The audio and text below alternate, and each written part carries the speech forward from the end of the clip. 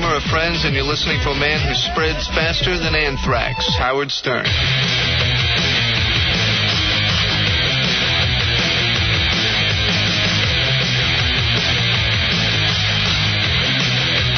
Yeah, baby. Good morning. Yeah, we're rocking now. All right, welcome to the show. It's a busy day. Scott from Anthrax is calling in. George Steinbrenner dropped the case against him. I'll have more details later on. Vinny Mazzio is coming in to do his stand-up act. I promised him 2 minutes.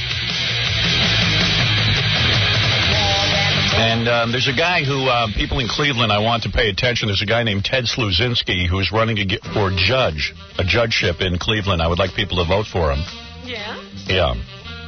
Remember the name Ted Sluzinski? He's running against a guy named Judge McGinty who...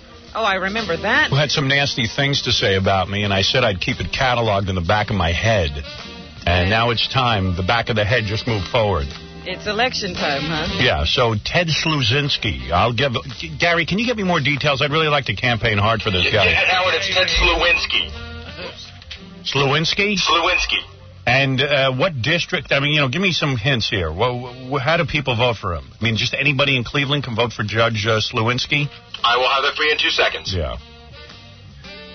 Anyway, he'll be calling in. He's running against a guy named Judge McGinty who had some really nasty things to say about me. I did a broadcast in Cleveland. The wires to the show were cut. And in sentencing the guy who did it, the judge said nasty crap about me. He practically commended the guy. I didn't... for breaking the law. Yeah, I didn't do anything. I didn't ask Judge McGinty to get involved in my life. I was the victim. And the guy just showed really poor behavior and judgment. And then we looked into his past, and there was some... What was here? I don't want to say anything that's... No, I got it, Howard. It's in the notes. There were two, not one, but two DUI arrests. Yeah. Oh. And he's talking about me being a bad influence. I'm not driving around drunk. Never hit a soul. Yeah, no, I've never heard of a person with a car, and I don't know that he had, but he was driving around drunk and had the potential. Could have, yeah. I mean, and this is a man who's supposed to uphold the law. Yeah. People in Cleveland, please pay attention. We're going to have this guy, Ted Slewinski, on at 8:30. He's running for judge.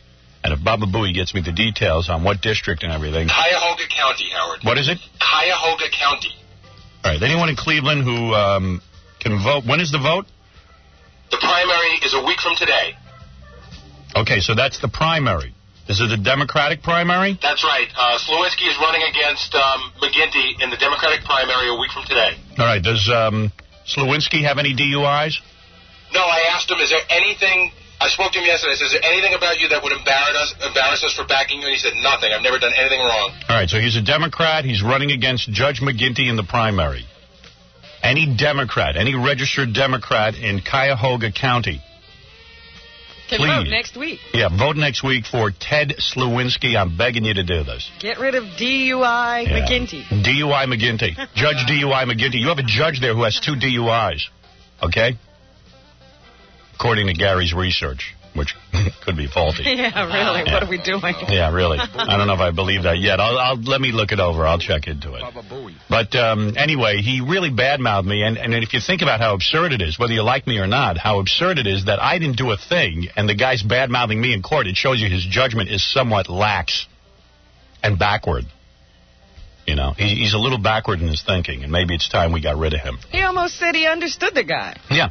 Yeah, here is Judge McGinty. Ruling from the bench? Ruling from the bench. However, on the other side of the scale.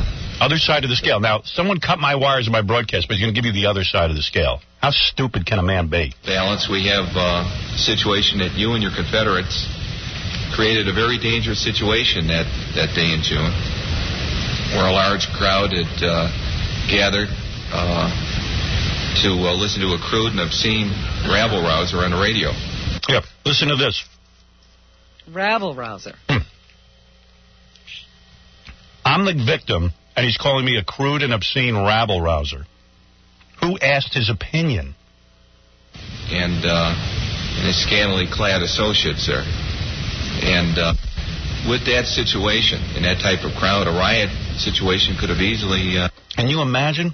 With scantily... Now he's casting aspersions on women.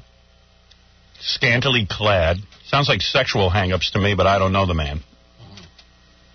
You tell me, you're going to vote for this idiot? Judge McGinty. Get Judge Ted Slewinski involved. Ted Slewinski will be calling in here in Cleveland. I am not letting up on this. This is who I want, and this is who my audience should want. I mean, you know what? Most people just go in and don't even vote in the primaries. Right. And don't care. You know, and doesn't sound like one of the most exciting elections. But listen to this guy. Listen to this guy talking about the wire cutting incident. Began. There could have been far more trouble than we had on that day with that group of people. Brilliant. Oh, yeah, you're a rowdy, awful group of people that he doesn't even want around. He's saying people in my audience who showed up to meet me in Cleveland are rowdy, disgusting people. That's what he's saying. People. So why don't you kind of people show him voting power? If you guys let this guy win, you're nuts. Yeah, because one of these days you might be in his courtroom with his wacky ideas. Yeah. You might be too scantily clad for Judge McGinty in Cleveland. You know. Or he might find out you're a Howard Stern listener. Yeah. I mean, this guy's got really serious, big problems. Anybody picked up for DUIs twice and is a judge? Come on. He has some nerve pontificating from the bench like Yeah. this. Rowdy. What is he what's his problem? That he's drinking and driving? That sounds like rowdy behavior to me. Yeah, a lot more rowdy than I've ever been. What, because I look at some nude women? There's a guy named Ted Slewinski. And, Gary, today I want you to make up promos for Ted Slewinski. Relentless promos saying, please, people of this is what you're going to say, Gary. People of Cuyahoga County and Cleveland, please remember to vote for Ted Slewinski. He's running against Judge McGinty, who had this to say about Howard Stern and his fans. And please tell them when the election is. Yeah, it's next Tuesday, the Democratic primary. Thank you. Ooh, I hope that guy gets his ass beat. Howard Stern is known affectionately as the King of Slime Radio. Cindy Adams has the scoop and more. His name is Howard Stern. He's the bad boy of morning drive radio with a mouth that his mommy should have washed out with Brillo. Howard Stern Show. Hey, Howard, is this you? It's me. See, I've never heard this Mr. Stern's program. I know nothing about him, his sidekick, Robin Quivers, Stuttering John, Jackie the Joke Man Martling, Fred Norris, Ganji Gorilla, Billy West, Gary Delabate, or Gay Rich, who stops by occasionally. I've never heard any of them, but and what I do know of them, I absolutely detest. Okay, when we come back, we're going to play Black Jeopardy and Lesbian Dial-A-Date, so stick around. The Howard Stern Show. With my sister, and we sat in the fourth balcony. Why didn't you jump off the balcony? We ate lemon drops. For the love of God, how many do you eat? And we watched the Nutcracker Suite, the Christmas show. Anyone ever tell you you have a big fat head? And I feel as though she's guided me in my life. Guided you where? To Dunkin' Donuts? To Merv Griffin and Mike Douglas, who made a show that I'd watch with my mother and my grandmother. Pervert. And to my sister, who I love more than anything. I thank you all very much. Yeah, baby. Oh, we saw Rosie last night. Oh, yeah, I heard you all went to the Rainforest concert. Now, you went, Jackie went, Fred went? You went, Jackie went, Fred went, and John went. John went. Stuttering John, Baba Booey went too? He was there, but not with our group. Oh, you got a table? Yeah. And you let Jackie sit at your table? Yeah. Oh, that was nice. We sat next to each other at the concert. Really? Actually spoke. Held hands. Wow. Jackie cried all through the concert. No. Jackie's getting to be a weepy old man. Yeah, well, he's 50 years old. And so he's nostalgic about everything. What were you crying about? Douchebag?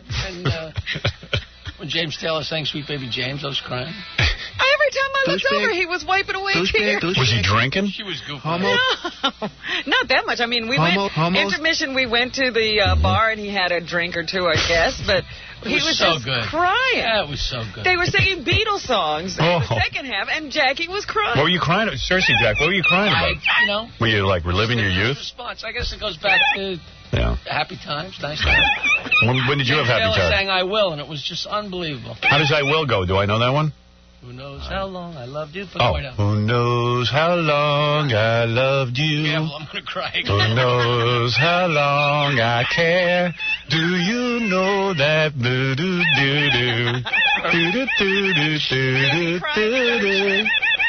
Would you take your wife? Yeah. Yeah. The wives were out. What was she wearing? She have a little. She looked great. She likes to show off her boobies and her ass. She was showing them off. Jackie's wife. The ladies all look pretty good. Everybody was polished and clean. Oh, yeah, Fred, you brought your wife? Oh, yeah. Any fights? Nothing. Not that night, anyway. No, they're just singing along to the music, so they can't fight. Yeah. The whole second half of the show. I think they're afraid to fight in front of you. Yeah. The whole second half. Maybe I put them on their best behavior. Who knows? The whole second half of the show was Billy Joel, Elton John, James Taylor, and Sting doing mostly Beatles songs. Yeah. You could see Jackie rocking from all the way from wherever. This is great. I thought the Beatles stuff myself, I thought it went on a little too long, but I could tell Jackie was in his glory. Well, that's like Jackie's garage concerts. Exactly. They go on way too long. Exactly what I thought. Hey, this is doing great. enough for Jackie. Yeah. Oh, look at Jackie's own show. It goes on 2 hours too long. When they were finished, Jackie was like, "Come back! Yeah. Come back and do it all again!" Yeah, I have no pressure to get to bed. Oh, it was so good. What time did you get to sleep? I have no idea what time I went to sleep. I leave them there. What time did you go to bed? I was shocked that I was out till midnight. Whoa. Yeah. Did you go to the after party? Yeah, I went there for did. a little while, but I didn't realize the concert had gone on as long as it did. Wow. Stutter and John. Would you guys all have 4 hours sleep? I had about 4 hours sleep. Yeah, you look pretty fresh. Oh, I wouldn't do it if I couldn't. I Right. slept all afternoon. Oh, you did? Yeah. Oh. You did too? Well, I did. Right. No, you don't need to. You're fine. What time were you out till, Jackie? We left pretty soon after Robin, believe it or not. Yeah. Like So what did you 15 do? minutes after. At like 1 o'clock? Did you stay in a hotel? Yeah, 12:15 or something. Stay in a hotel or you went home? No, stayed in the city. All right. Boy, big night for Jackie. Yeah. And Fred, you were out late too? I left around the same time that Robin did. I see. You were the ringleader, huh? Well, yeah, I guess I start the parade. Because someone says, "What time is it?" And I looked at my watch and went, "I think it's time to go." How come when I went to the Rainforest concert, they never sang Beatles songs? I would have liked They that. do something different every year. Yeah, I think. And the special guest was Madonna? Yeah. Yes. And what does she do? Does she gets sing a out and Beatles sings- song? No, she gets out and sings one of her songs. Oh, she mean everyone else is singing Beatles songs? Choir of Harlem Kids, yeah. Oh, black kids, yeah. Yeah, that's well, cool. actually, it was a violin orchestra from Harlem. Yeah, go figure. And this is the second year in a row that Elton John did like a song about a man. Like it was sort of a joke. He sang "Stand By Your Man." As a tribute to Tammy Wynette. But the lyrics seem so apropos. Yeah, well, he's totally into it. Yeah, when he starts singing, sometimes it's hard to be. Jackie was laughing so hard, I thought Elton was going to tell him to shut up. Really? Jackie couldn't get over that he was singing "Stand By Your Man." He's like, he's not going to do that! That kills him. No, the best part was... I never heard something so funny in my life. Elton's not going to sing "Stand By Your Man"! Now, the best part was when Jackie was duetting with Joe Cocker and with a little help from my friends. It sounds like... I didn't even hear that. Oh, Joe Cocker was there? Yeah, Joe but it was Cocker at the very... incredible. And he did with a little help. Joe Cocker's one of those guys who's really incredible, but nobody goes to see him. Exactly. You know what I mean? Like last night was the perfect way to see him. He came out and he did 3 great songs. And then he left. Yeah, then he left. Perfect. Absolutely, that's the best way to see him. Yeah. Dude, you can imagine a whole concert of that, though. Even last night, Howard, Roberta Flack was there. Yeah. She did 3 great songs. You That's never fine. go to Roberta Flack. That's fine. I'll even watch Luciano Pavarotti for one song. That's right. She was awesome last night. She was. Yeah, she really was good. Did she sing "Killing Me Softly" Killing for Me us? Softly. The first time ever I saw your face. Did she do it Fuji style or? No, she changed. She went Brazilian, she said, because the Fugees had now done it. Stamp on it. They did it great. Yeah, they did. That's what they did. And then she did Imagine, and then that was like Roberta's part of the show. Really, that's fine. And should he make a There speech? was some kind of a fight going on. Between at Jackie the end, and you? No. This time it wasn't our group. Who was the fight between? There was a whole lineup at the end of the show. Everybody came out. There was, of course, Sting and Elton and James Taylor and Billy Joel. And then Roberta Flack came out and Madonna came out. And Winona Judd shows up all of a sudden. Which one is she? The fat Judd? Yeah, of course. Yeah. Oh, my God, Howard. She looked like she ate the rainforest. Yeah, I mean, she's in show business. Someone tell her job is to look good. Actually, it was very funny because, Rosie had been out Rosie O'Donnell? for, about 5 minutes. She came out on stage? She came out on stage wearing a warm-up suit that had Fat Farm on it. And what does she do? She's like the little comedy that, while they're changing the stage or something. So Was she funny? There. No, she came out and she then proceeds to tell a dirty joke. And she's Miss Nice and hates us. Yeah. Because we do sexual humor and junk like that. Yeah, the thing that she hates about me, I guess, is that I talk about sex. Yeah. I mean, I can't imagine what else it is. And then she comes out and does this really filthy, dirty joke. Really a filthy one, too. Yeah, so everybody, everybody. Like, and that from the Queen of Nice. Oh, she makes me sick. Why doesn't she get on TV and do that? Oh, no. She was, a little gutter mouth last night. She'll do anything for money, including make television boring, contribute to the boredom of television. Absolutely, because that's not really what she wants to do. And she wants everyone like me to conform because she's jealous of what I do. That's right. She can't figure out a way to make money and do what she really wants to do. Yeah, which is say all the crap I'm saying because that's how people really feel. But I'm everybody honest. sat there and they said, she's wearing a warm-up suit. What's she warming up for? Yeah. Well, I love all exercise. the fat people who wear jogging suits. More fat people are responsible for buying jogging suits, and they look awful on them. I always think of Al Sharpton. Yeah, I mean, it's a riot. Al Sharpton's always appearing in jogging suits. Finally, I said to him one day, where are you exercising? But, Winona Judd is a really big woman. Yeah, and why was there a fight? When she walked out, everybody thought it was Rosie in a red wig. Yeah. Right. But why was there a fight? But anyway, there was a fight because apparently everybody had a little line to sing in this song, I Get By With a Little Help From My Friends. Yeah. And somebody took her line. Oh, boy. And then she sort of lost it on stage and was wandering out. Madonna was trying to calm her down. Wow. Really? Yeah, Madonna was the peacemaker. Don't worry about it. How does Madonna look? I see a picture of her in the newspaper today, and it looks like there's a lot of road mileage there. Definitely. Yeah, it looked like she had been around the block a few times. How old a woman is Madonna? She's younger than we are. She is. Maybe she's 39, She's 40. close to 40. Is she looking like a 40-year-old house Her frau? body is awesome. Yeah. Her face, you can kind of tell there was a lot of distraction, like the little sparkle and the makeup and the hair. I think she's doing her hair that way. Yeah, the great Zsa Zsa Gabor once told me. She said a woman in her 40s has to make a decision. Either she's going to maintain her body, and her face is going to look withered, or she's going to let herself get fat and let the face look good. And she decided years ago to let her face look good. Well, Zsa there's some Zsa. people who... Madonna's body is good, but her face is so worn out from working out. I think there's someone who are not making the decision, and everything's going. Some people aren't making any decisions.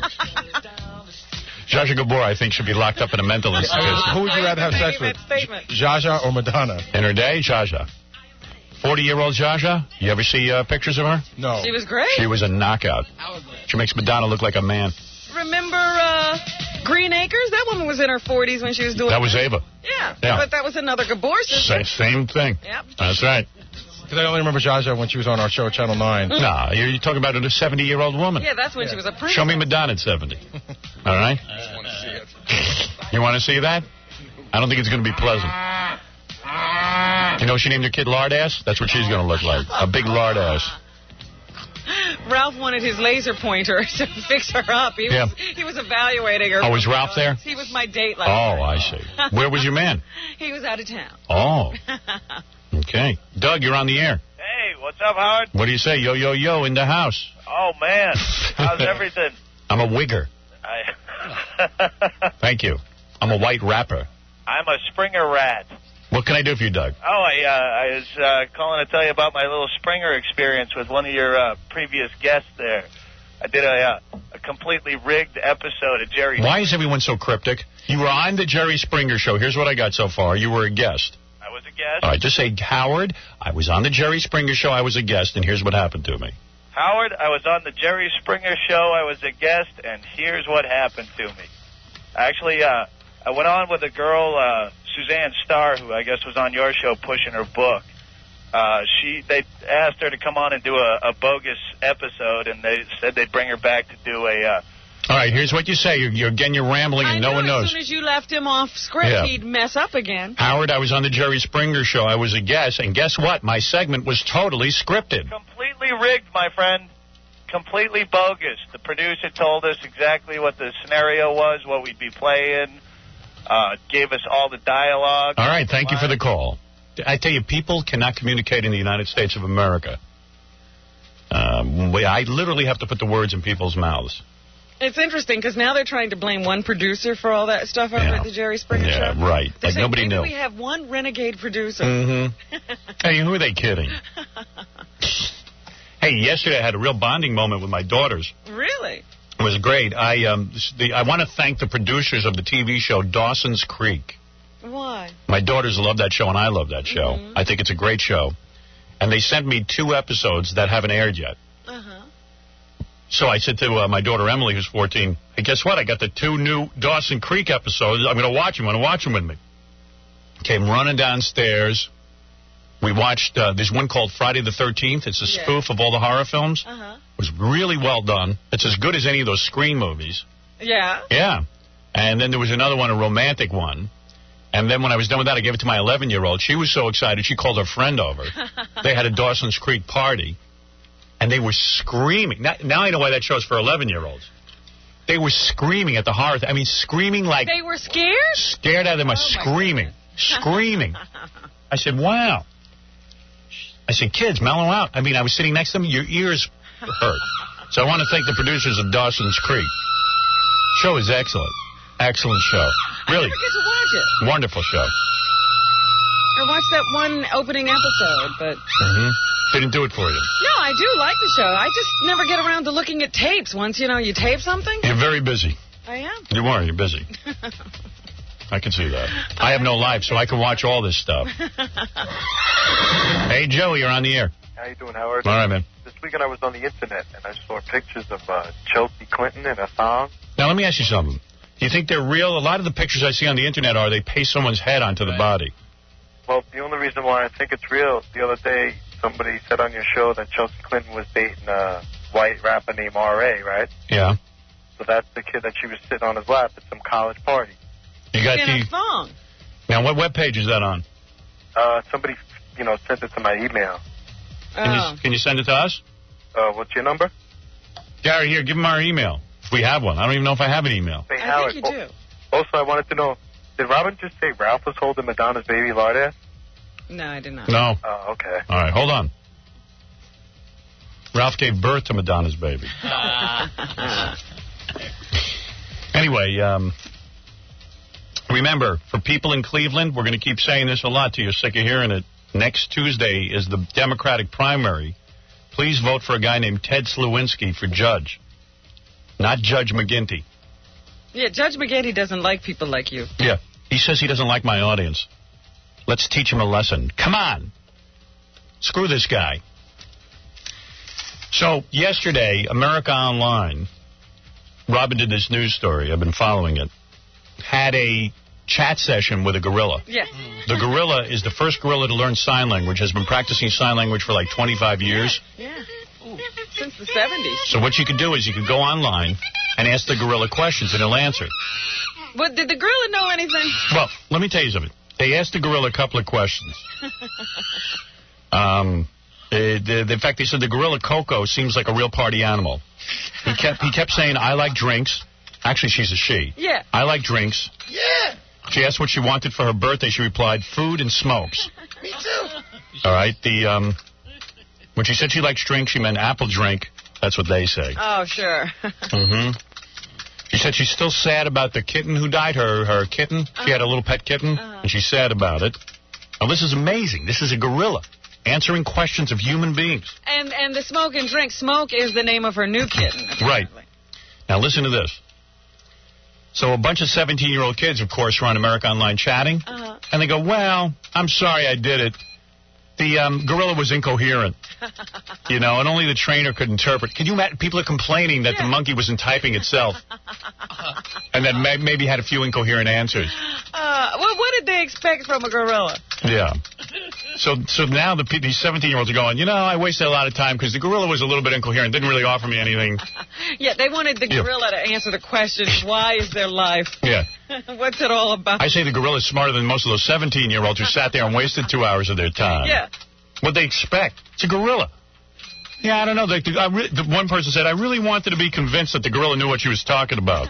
Send him an email. Yeah, It's like, dude, it's a gorilla. Just be glad that gorilla's not as smart as you. Here's somebody named BJ. His lifelong dream is to talk to me. Oh. All right, BJ, you're on the air. What up, Howard? All right, we're answering your dream. How you doing? What's up? Not much. I was going to say. All right, if this is your lifelong dream, I imagine you have something to say. Yeah, you're just the best. We never get you in Phoenix, and Yeah. we got you. I see. Well, thank you. Yeah, and Robin, what's up? What's up? Yeah, there you go. You guys are the best. Well, you're an amazing man. Thanks. Yes, thank you. In theaters now, from the director of My Giant, President Clinton stars in My Giant Penis. So incomprehensibly large, it grows by 200 a month. I'm proud of that. The America where everybody has a chance to get ahead, where everybody has a chance to come. All right, Jeff, you're on the air. Go ahead. Howard, how you doing? Yeah. I'm in Brooklyn, and I'm calling because I've been all over the internet lately. I go on the IRC, the chat lines, Yes. And People Magazine has this thing where you can... I know. I voted last night. What, is it a poll? People Magazine on their webpage has a poll, and the poll says you can vote for their list of the top 50 most beautiful people in America. You know, they always do an issue. They're doing that again? They're doing that again. So anyway... Who'd you vote for? All right, here's the deal. All fans are getting together and voting for, and this is how you write it in, Hank the Angry Dwarf. Yes. Hank the Angry Drunken Dwarf. Oh, dear. That's why I'm calling in. Hank is now 5th in the voting. Oh, my goodness. Last night he was at number 16. He was ahead of, who are some of the people he's ahead of? Howard, now he's fighting with Kate Winslet. Yeah. And you can't vote. You can't vote more than once, right? Because they immediately sliced that out. But I voted, and I voted for Hank the Dwarf. Right. You don't really think they're going to take a picture of Hank? They have to. Why? They have to. Because, they say so? Yeah, they say that they're going to, whoever wins the poll, they're going to make their 50 most beautiful people. Have Hank win. Yeah. So everybody's watching this count happen. Yeah, right. So he's in the top 50. Right. So let me tell you. What is the address? Howard, let me tell you how to do it. First of all, you go to www.pathfinder. Pathfinder. Pathfinder. Yes. All right, go ahead. /people /50 most, and that's the number 50 and then the word most, and /1998 Can I give people an idea? What if you went to just people.com and then said and found the voting page? You know what? That's good enough. Okay. Now let me tell you how to enter his name, because you have to enter it exactly correctly. Okay, go ahead. It's Hank, capital H and lowercase a n k, and that's all lowercase letters. Angry, capital A, lowercase a n g r y. Yeah, I don't know that I did all this. I just wrote Hank the Angry Dwarf. Okay, you type Hank the Angry Drunken Dwarf, and the capital letters are the H of Hank, the A of Angry, the D of Drunken, the D of Dwarf, and you put a comma after Angry. Because how funny will it be if he wins and then People Magazine has a spread on Hank the Angry Drunken Dwarf? Exactly. And you know how great that'll be? How many people buy that issue? That would be amazing. So that's why we have to push it. Yeah. Now, I'm pushing this over the Internet. Yes. My nickname on the Internet chat lines is BRJ. All right, listen, I'm sick of you. Enough. What do I need your Internet nickname for? So my friends can hear me. Okay, thank you. This guy's absolutely out of his mind. But anyway, vote for Hank the Angry Drunken Dwarf. Hi, this is Stephanie, and we just got evaluated by Howard Stern and his panel. And I'm Lori. Hi, it's Lori. Yeah. Come on, guys. Get it. We had it right the first time. Hi, this is Stephanie. And I'm Lori. And we just got evaluated by Howard and his gang. They were a little cruel, but I can't believe they said that my legs were too short and too stubby. And Ralph was way harsh on my hair and my bad tattoos. Who is Ralph to judge? Really, look at his hair. He's not all that. Not. But everyone else was pretty good. Yes, we had a great experience. Yes, it was great meeting Howard. The Howard Stern Show. All right, coming up this morning, it's going to be a busy morning. Scott from Anthrax just got his charges dropped from George Steinbrenner. More on that in a minute. Vinny Mazzio will be here to do stand-up. Ted Slewinski, we're telling people to vote for him in the Cleveland judgeship. Backwards Records, new homeless games, and a new game called Name That Pussy. We got to get to that. Please. Yeah. The Howard Stern Show.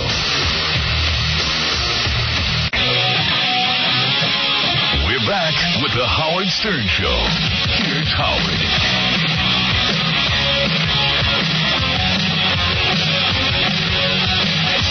Yeah, baby. All right. What the hell was that? All right. I see. All right. Anyway, a lot of sound mixing going on. Anyway, good morning, everybody. It's Tuesday. Unfortunately, not Friday.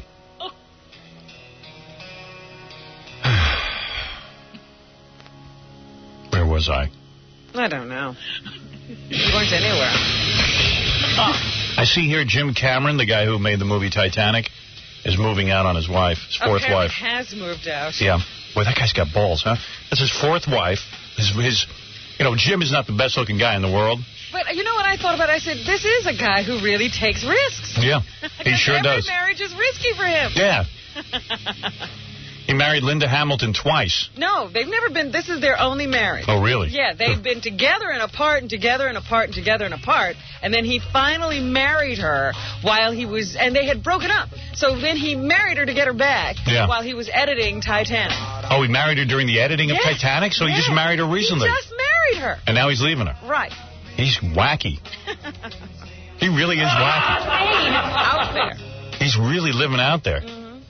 And he had him rush to marry her. Now he's got to give her 50% of his money. 50% of Titanic. Jesus. Oh, man. That's what I said. How could he do that in the middle of the editing? He doesn't care.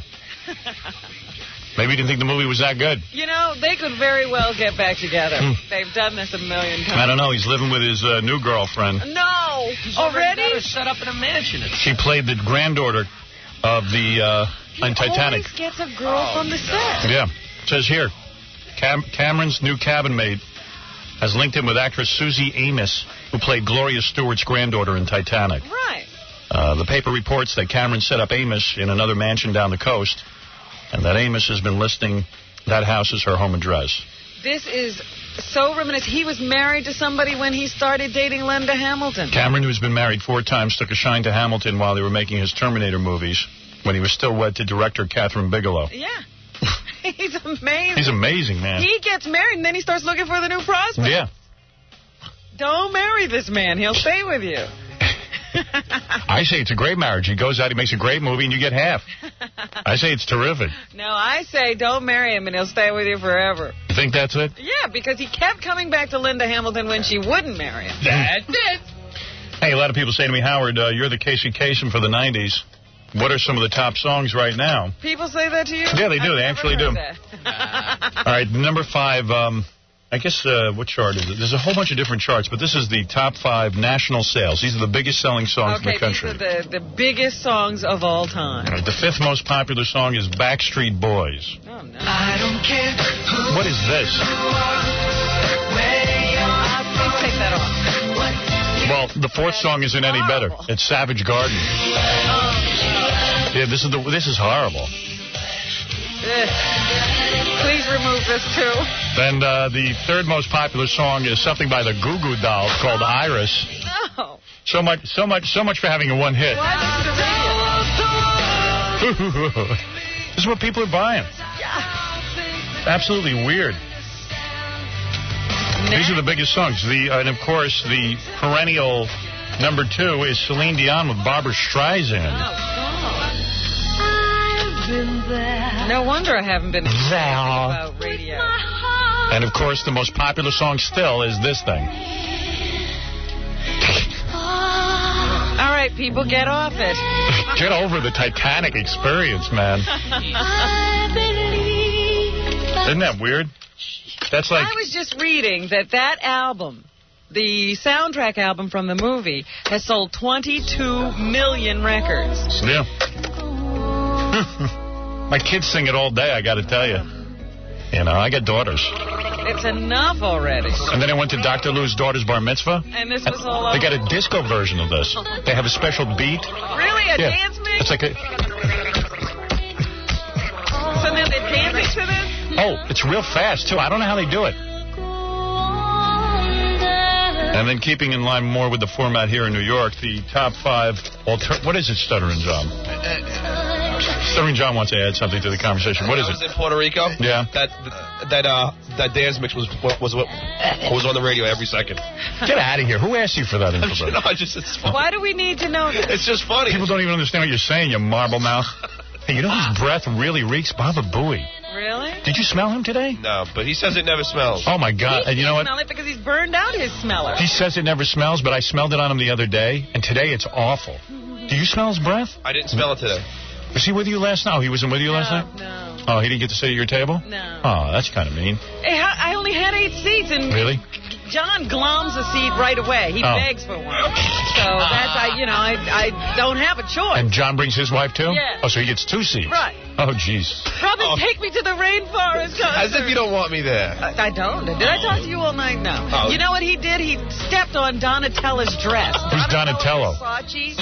Oh, Donatella Versace? Yeah, is trying to walk past John, and John steps on the back of her dress. On purpose? No, by accident. Oh, that's funny. And I didn't know it was her until... She had one of those long, inappropriate dresses? Yeah, He probably designed it. Oh, wasn't it please. like hang 3 or 4? First of all, she's like... She just missed being good looking. Yeah. You know what I mean? She's like, she has all the components. She's got that long blonde hair and everything. Yeah. You know what? I bet you she was a knockout at like 15. Yeah. How old is she now? She's in her 40s. And I heard you, Ron Perlman yelled at you in the bathroom? No, so I step on a dress and I didn't know who it was. I'm like, hey, sorry. Then No, I mean, what are you supposed to do? First of all, why wear a long dress that drags on the floor? Yeah, it's like She's 4 lucky it feet doesn't get behind into her. dog excrement. Not getting married. Yeah, right. And then I'm in the bathroom, and there's a guy's ball, next to me in the store, in the urinal. I was just like, hey. I go, and then I go, who is that? He's like, that was Donatella, Versace. I go, oh wow, I just stepped on a dress. I bet you it cost $10,000. He's like, yeah, I bet you it does. And then I was like, oh no. Because then he walked out of the bathroom and started hugging Penny Marshall, and I guess did he yell at you? No, it was just like he was just hearing me. He wasn't yelling at me. Oh, okay. Just having bathroom conversation with an extra billionaire. Well, what do you do when you're That guy's a billionaire. when you're in like the urinal and you just stand there? What is that guy? He's a real ugly guy, right, Ron Perlman? Well, he's not real handsome. Stop any clocks. Yeah, and girls fight over him because he's a billionaire. He was walking around the room. I said, girls, he's looking for his next wife. You better step And this guy, Ron Perlman's never made a penny on his own in his life. It's his mommy. His mommy gave it to him. Well, I'm sure the company's still making money. Yeah. I thought he goes and raids like other corporations. I thought he... Nah, his mommy. Mommy boy. Jackie, when we got out of He walks around and he screws different women, I guess, because... He gets them pregnant, then he divorces them. Yeah, because he thinks he's God's gift to women. He's so delusional. All these guys who have billions of dollars are delusional. They think they're good looking after a while because they got women telling them they are. Oh, Ron, you're so handsome. Ron, my prince. Ron, I love you. Take away the billion. Ron will be stepping on Donatella Versace's dress. Ron will be John. No, please. I thought that guy was a wheeler dealer. I didn't know he inherited all that. Yeah, Oh, yeah. Oh, of course. Does he look like a wheeler dealer? No. Yeah, exactly. Hey, Gary, your breath, man. Bad again. What's going on? I don't know. John, breathe on John.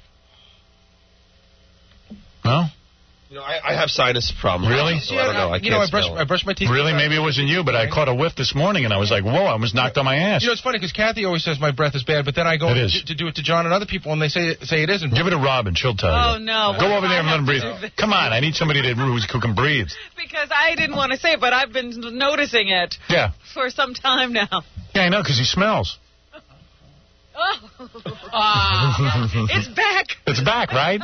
Because I was with him in the elevator yesterday, or I was walking with you yesterday, and I smelled it, and I said, uh-oh, Gary might be stinking again. Well, tell me what it smells like, because I want to fix it. Oh, dear. It's hard to describe what your breath smells like duty. I mean, I brush... Seriously. No, seriously, I brush and floss every day. Yeah, but it's probably something you're eating. Last night I had a pretty garlicky meal. Oh, yeah, maybe that's it. Man, you reeked this morning.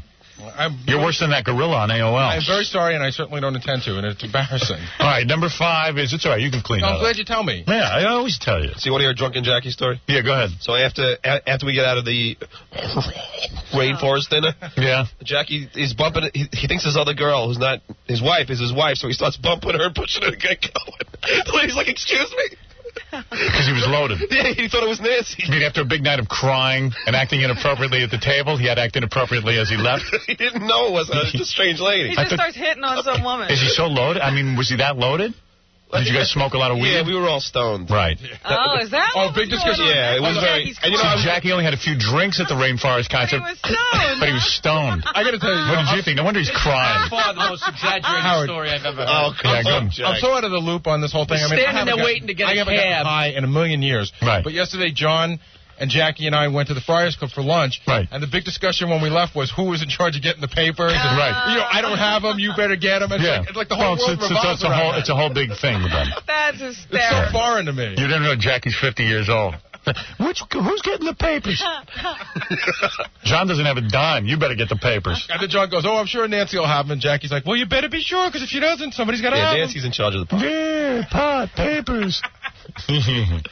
I knew, because there was a big joke that evening that Jackie and Nancy didn't bring a cooler. She had stuffed the 2 beers in her purse. They didn't need the cooler. They didn't need them. Didn't they bring a cooler one year to the Rainforest? No, they brought it to the Simon and Garfunkel concert. Oh, my God. It got thrown out. And then somebody said they took the little... Hey, we had a good time. They unplugged it and let the water run out. I don't know if that's true. They unplugged it and let the water run out down the aisle at the Simon and Garfunkel concert. It would have been heavy to carry. When they got their cooler confiscated. Yeah. I mean, have some class. I was only 48 then. All right, here's the number 5 alternative song, right. Sex and Candy. This is like a, I don't know.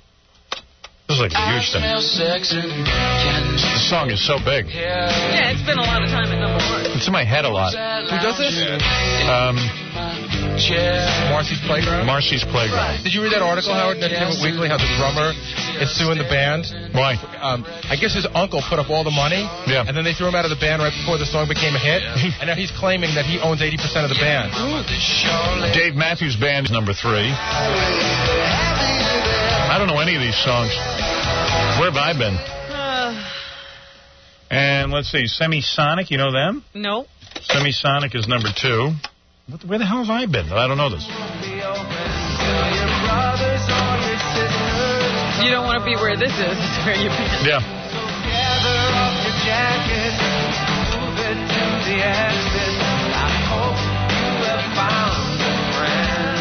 And then I will buy you a new...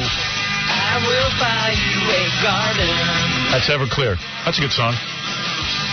That's actually number 3. I messed up the counting backwards. They were supposed to be in order. They're not. Oh, they're not? Yeah, John's supposed to put them in order for me, but he took them out of order. Is that number 1? No, it's number 3. Oh, dear. I messed it up. I'll do it again later. What's the difference? Does it really matter? Does it impact your life? I prefer that to be number 1. It's not. It's number 3. Number 1 is Fastball, The Way. Okay, but a band that I like a lot is called Anthrax. They got a new album coming out, as a matter of fact. But Scott Ian is a guy who is... what does Scott play in Anthrax? I don't know. What is the song he plays? I mean, what instrument does he play? It must be guitar. Guitar? Yeah. He's the lead singer. Does he play guitar, though? Have no idea. No. Anyway, we don't know anything. Scott Ian... You like the band, but you don't know. Yeah, I mean, I like the band. I like listening to the music. This is, in fact, the new single that's coming out.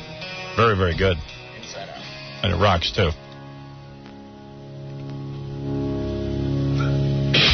That's nice, right? How can you go wrong with that? Anyway, so Scott had this wild thing happen to him. He got drunk one night. He's a real big Yankees fan. Yeah, Scott, what were you, drunk or were you stoned? I was drunk. Yeah, you were drunk. And he got so drunk he went over to Yankee Stadium. And tell everybody what you did.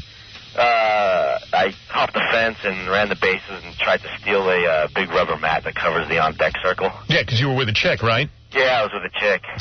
He was with a girl. Who was the girl? Was she really hot? Yeah, very hot. Was she a model? It was someone other than your wife, right? Yeah.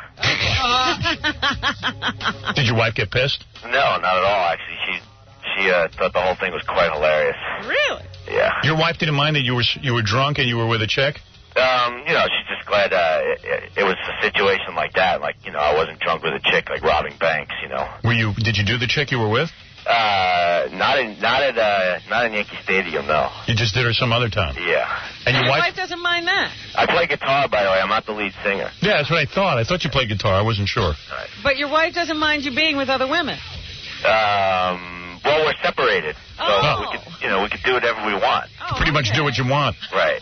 But the thing that's pretty, we're still we're separated, but we're still best friends, so it's a very weird situation. You got kids? No kids. Cool. Anyway, so who was the chick you were with? Was she a model? No. Yeah, so he gets drunk, he goes around, he's running around Yankee Stadium, and he tries to steal one of the bases, but he doesn't realize they have security cameras. That says Yankees. Yeah, it's a big mat that says Yankees, right? It wasn't even one of the bases, it was a mat. No, it was like about 8 foot in diameter, actually. Yeah. Thing weighed about 200 pounds. You couldn't even lift it. I heard there's a surveillance video of me running around trying to, take this thing off the field, which I'd love to get my hands on. So Scott was picked up on the surveillance camera. And George Steinbrenner said, hey, I don't care who this guy is. I'm prosecuting. That's right. I don't want this happening. And let's face it, Scott was really freaking out because George Steinbrenner wouldn't drop the charges. Yeah, they were pursuing this seriously. So I said, Scott, let me step in. I know George Steinbrenner. Let's get you guys together on the air. And George Steinbrenner eventually dropped the charges, right? Yeah, it was actually a week ago. They took about 5 months, but... Dude, how scared were you? I was pretty scared. Yeah, I mean, don't even... What was the penalty? Chain gang. Ooh. Don't even try to act like you were being loose about this. Scott was in a panic. He was like, listen, I don't want to insult Mr. Steinbrenner. I just want him to please drop the... I've never been in jail. I just don't want this problem. No, it was, believe me, I took the thing, I mean, up until 10 minutes before I came on the show last time, I didn't think I was going to come on unless George Steinbrenner was on, because I couldn't make a joke out of it. Yeah, right. He was afraid that if Steinbrenner wasn't on... In fact, he was like, please don't be mean to Mr. Steinbrenner. Because Steinbrenner said, you know what, man, I got to set an example here. I can't have people getting drunk and stealing stuff from Yankee Stadium. It's like grand larceny or something. I think that thing that fell was meant for me, actually. Yeah, the thing that fell at Yankee Stadium. So anyway... when we had Steinbrenner on the show, he kind of lightened up with it. Yeah, he got to know that Scott was not such a bad guy. Yeah, because he was gonna throw the book at him. Yeah. I don't care if he's the guitar player from Anthrax. Screw him. Anthrax schmanthrax. What the hell is Anthrax? So anyway, Scott's here to, thank me. Yeah, thanks to you, Howard. The charges are officially dropped, and this is now out of my life completely. And you truly saved my ass. Good man. When's the new album coming out? New record's coming out July 7th. It's real good. Scott Ian from Anthrax. Hey, Howard, we want to come in there and play for you. And all right, real good. You can stop complaining about those bands, and you'll hear it. All right, and listen, you can go get drunk and go back to Yankee Stadium now. No. I can. All right, the new CD is Volume 8, The Threat is Real, and it'll be out in July. Thanks, Scott. Thank you, Howard. All right, man, there he is. He's back. He'll get in trouble again. I know it. He's better than ever. Scott Ian from Anthrax. Do you think it's funny to poke fun at people who have disabilities? No? You think that's funny? He's going to buy me a mockingbird. Yeah, the way he says it. Why the hell would you think that it's funny for someone else to poke fun at them? Just trying to get listeners. Sure, okay, that's fine. Let's just poke fun at every minority group we got out there, and if you happen to have a physical disability, let's poke fun at you. Lots of people will laugh, no question about it. Howard Stern.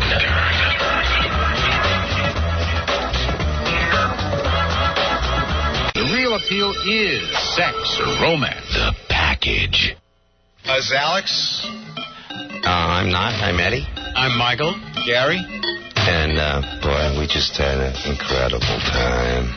It was great hanging out with Howard. Yeah. It's a tough gig that he's got. And it's good to be here. I listen to him in the morning. I watch him on the E channel. Great. He's Howard. Can we say it, Howard? I am. Yeah, I think he's funny. Funny as in how, but he's funny. Like a clown? Funny? Yeah, funny as in how. No, he's cool. The Howard Stern Show.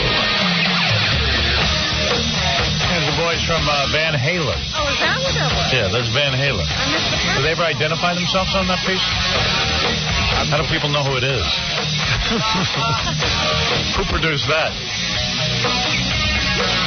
I thought I'd missed something. It's just not there, is it? No, I mean, I know because I'm pretty much up on the show, but maybe the guys want to take a look at that? I think they mumbled it in the beginning, but they kind of stepped on each other. Oh, okay. Gary, you might want to listen to these before you put them on the air. Now, why would you do that? I don't know. He's the producer. Freddie, you might want to give them a listen, too, and see if they make sense. Better yet, leave that up to Gary. I'm only one person. Right. I thought he was listening to everything. Well, maybe you missed that one. Good morning, everybody. Vinny Mazzio is here to do his stand-up act. We're going to let him do it. We promised him a minute. We gave him 2 minutes, but he says he only needs a minute. He only needs one. He has a minute's worth of material. Well, is he going to perform somewhere? Yeah, in a couple of minutes. But is he here to announce that he's performing? I don't know. He wants to be a stand-up comic. With a minute of material? Yep. Maybe it's just the clean stuff, I guess. Ed, you're on the air. Now? Yep. Okay. Oh, boy. Hey, Howard. Yep. Hey, my name is Ed Fortune. I'm down here in South Jersey. Oh, who cares? Come on, pal. What do you want? I'm running for an office under the legalized marijuana party. Oh, boy. Oh, please. You don't stand a chance. Goodbye. please. These guys with the legalization of pot party. Why don't all these pot people move to the same place? Yeah. And then they could vote themselves in. I mean, come on, get real. Why don't you become a Democrat or a Republican and be for the legalization of pot? That I never you need your pot constituency altogether. Yeah, I guess so. Mike, you're on the air. Good morning, Howard. Yeah, go ahead. I got a couple of questions for Robin, if you don't mind. Go ahead. Robin, I want to ask you a question about your love life, your sex life. Okay. You don't mind? Yes, I do, but go ahead. All right, I just wonder. I'm really... Anyway, how many lovers have you had in your lifetime? Oh, jeez. I think I can count them on two hands. Less than 10? Yeah. Less than 10? I think somewhere in the range of 9 to 10. Really? How many black and how many white? Mostly black. Okay. You've had a couple of white guys. I said mostly black. How many white guys do you think you've had out of those 10? 2? Maybe 2. 2? Not 3? No, I don't think so. I was thinking about 3. I was thinking about your dream. Uh-huh. There was more to it than just sex. Robin had this dream where I was naked on a bed, tied up, with my legs spread, and she comes in the room and does stuff to me. And you like me in a weak position where you can dominate. No. But don't get defensive. Here we go. Now, why have you been analyzing my dreams? You don't like it when I analyze. No, you like me like that. Not you. I figured it all out. Sure it is, but it's not sex. It's domination. In your dream, you're everyone. Why can't you take some advice? Everyone is you. It's not you. Right. It's me. I'm sure. Anyway, not only is it me, but it's not you having sex with me. It's you dominating me. No, it would be what you represent. Right. What do I represent? I don't remember. I had it all figured out on the weekend.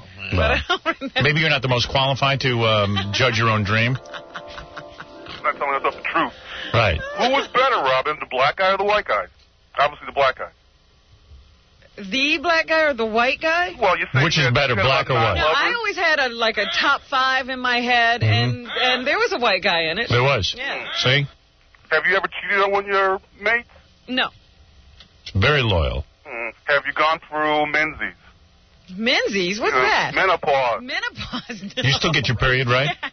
Yes. Hey, you are getting up there. You're going to go through that stuff. Of course, I'm approaching the gate. Yeah. She's going to get moody.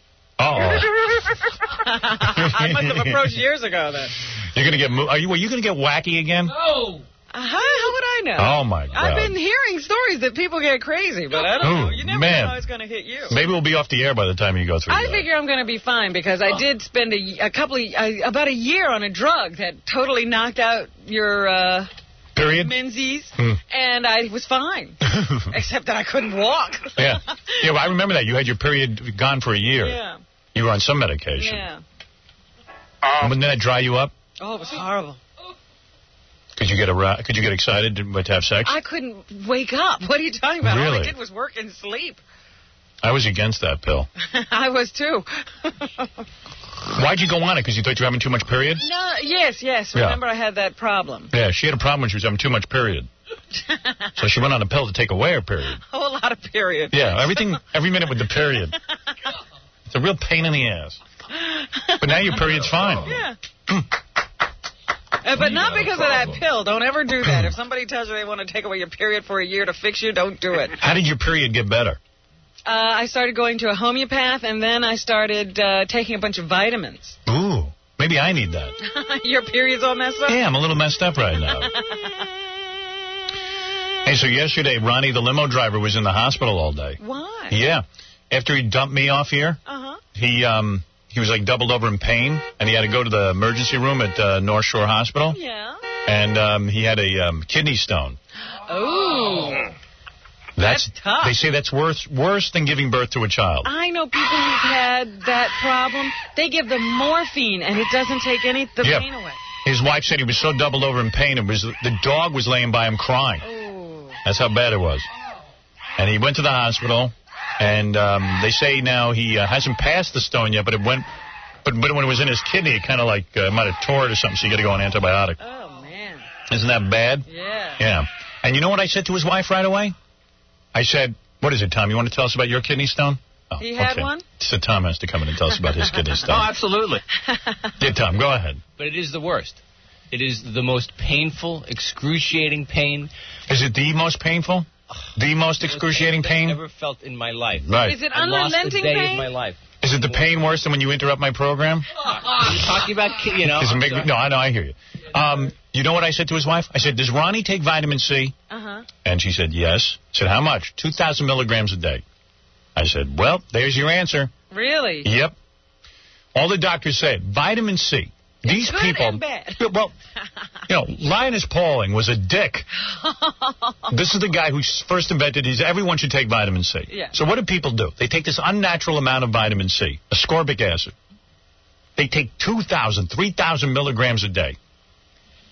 And what happens is the kidneys can't handle all of this. You're not built to take 3,000 milligrams of vitamin C. Do you take vitamin C, Tom?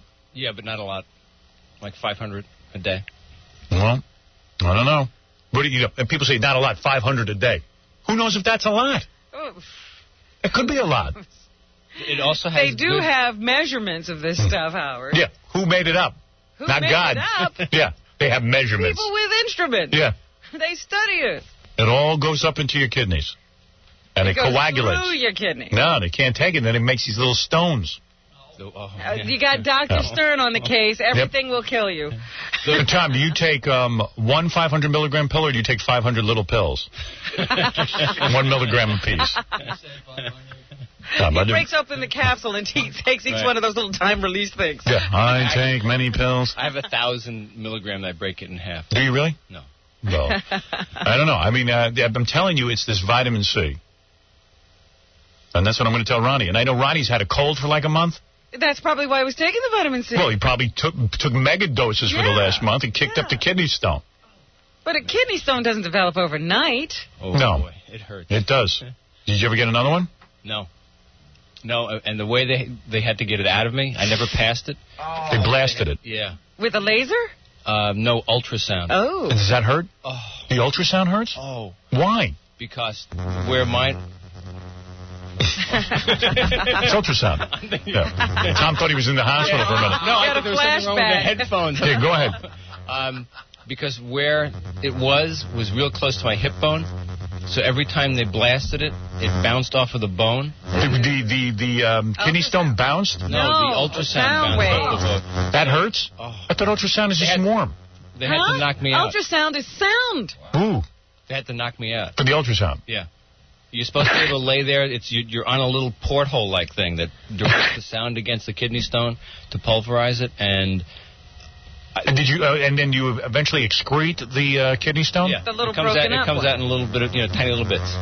In your urine. Yes. So you see it come out. You actually have a little strainer and because you want to make sure that you want to make sure you've passed it. So you had to pee into a strainer. Yeah. It's not the worst part. You're lucky they didn't blow up your genitals with that ultrasound. I got news for you. The worst part is when it gets blocked, and they're going to have to ultrasound it. They have to put a stent in. In your penis? No, up in your bladder. Oh, they cut into your bladder? No, I don't know. Well, put a little hole in there? No, they go in through. Oh, they go through the penile opening. The penile opening? Yes. Did you do that? Yeah, I was knocked out when they did it. I was. Here's the worst. Oh. No, here's the. Oh. That's nothing. They have to take it out. And you're awake. Yes. It hurt? And they go in. They go in the same way. What do you do? With a little hook on the end of the instrument, and they kind of. Because the stent is like a straw. You know what? I'd rather die. You get a kidney stone, you want to be killed? Yeah, just kill me. Cold doctor could work you. Is it? It's either a stent or a shunt. I forget. It's one of those. I've never been involved in these. If I get it, I'm just going to pass it on my own. I hope you do. Like a woman in childbirth. Well, that's not easy either. I'm going to do it. But they go and they pull the thing out, and it's like it's like a straw. I'm gonna get. It's like they're fishing through your wiener. Yes. Oh my God. So they hook the wiener fishing. I mean, you know, a tube is not meant to go up there. Think of this. They have to hook it in the middle. I said a tube is not meant to go up there. It is a tube, so another tube can go you're crazy. There's got to be something blocking it. Oh, man.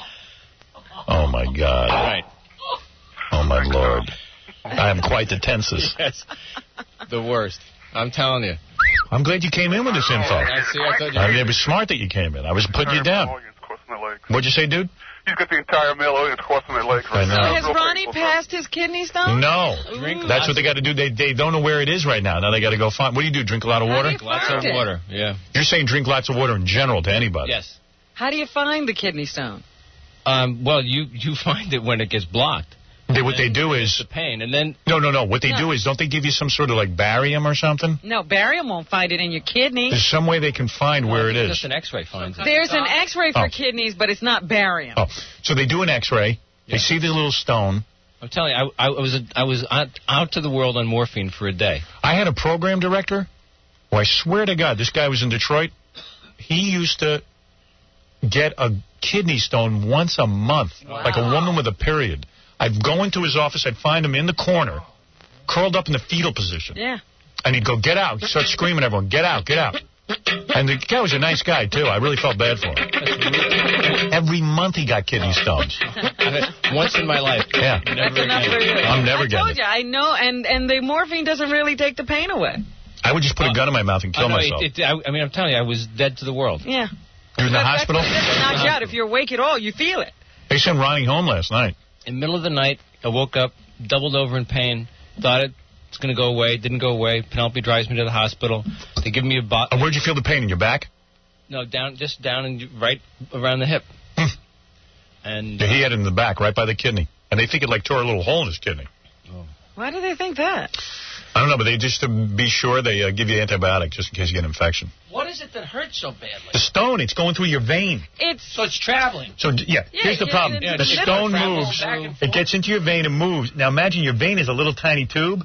So the rock is so big, it's too big for the vein. Right. The pain is from the constriction of blood, like a blood flow. Yeah. And the problem is it keeps moving. And it keeps moving. So like a baby moving down the birth canal, it's moving through your veins, the stone. Well, it's trying to move from the kidney into the bladder. Right.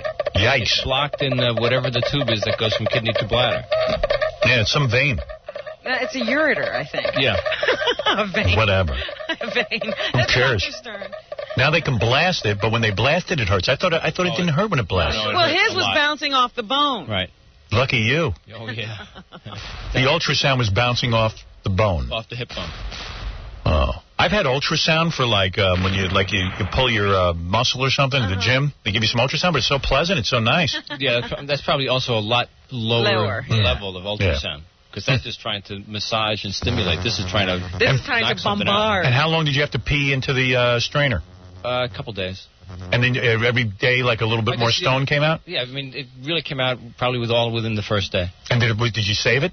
No. Did it look like a little rock? Yeah, it looked like a little bits of sand. Wow. From the beach. And when you passed it was probably easy because they pulverized it. At that point, it was no problem at all. All right. Did they reassemble it? No. Make sure it's whole? Yeah, make sure that, I got it all. When did you have that? This is probably 5 years ago. Oh, really? Oh, we knew you then. Yeah. Yes. I didn't pay any attention to you then. I don't pay attention to you now. Could have cared less. I would have sent you a Vermont teddy bear. I don't know. Thank you. Yeah. So that was Ronnie, the limo driver's story yesterday. Wow. I called over to North Shore Hospital, and he was still in the emergency room. He didn't drive you today then, did he? No, lazy bastard.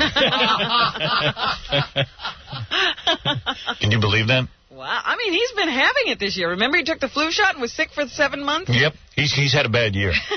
He really has. You know what it is? He had a cold for a real long time. I said to myself, he must have increased mega doses of vitamin C. Yeah. I kicked it all in. I'm telling you, it's that vitamin C. Maybe. But I think if you do the vitamin C and drink lots of water, you're going to be fine. Yeah. That's it. If people don't drink enough water. Yeah. I drink a lot of water. I don't want any of that. My luck, I'll get it anyway. Oh, here we go. No, I don't want it. No, you probably will because you drink a lot of water. I do. I drink a lot of water. I got other stuff, though. I can't stop peeing. All night I'm up. So that's Would you rather be up with that than a kidney stone? Yeah. Joshua, you're on the air. This guy says he met President Clinton. Oh, yeah? Yeah. Good morning, Robin. Did he come on to you? No. Were you alone? No, I wasn't, actually. But let me get right to it. There I was in D.C. It was the 50th anniversary of Israel. And I thought I would be among... You're not getting right to it. Tell me what happened. You met President Clinton, and what did you talk to him about? I talked to him about you, Howard. There you go. So I say like this. I met President Clinton, Howard, the other night, and I spoke to him about you. Well, there you go. That's how you tell a story. You didn't say I was in Washington to celebrate the 50th anniversary of Israel, and I met President Clinton and talked about you. It just takes forever. Yeah. All right, and what did you say to President Clinton?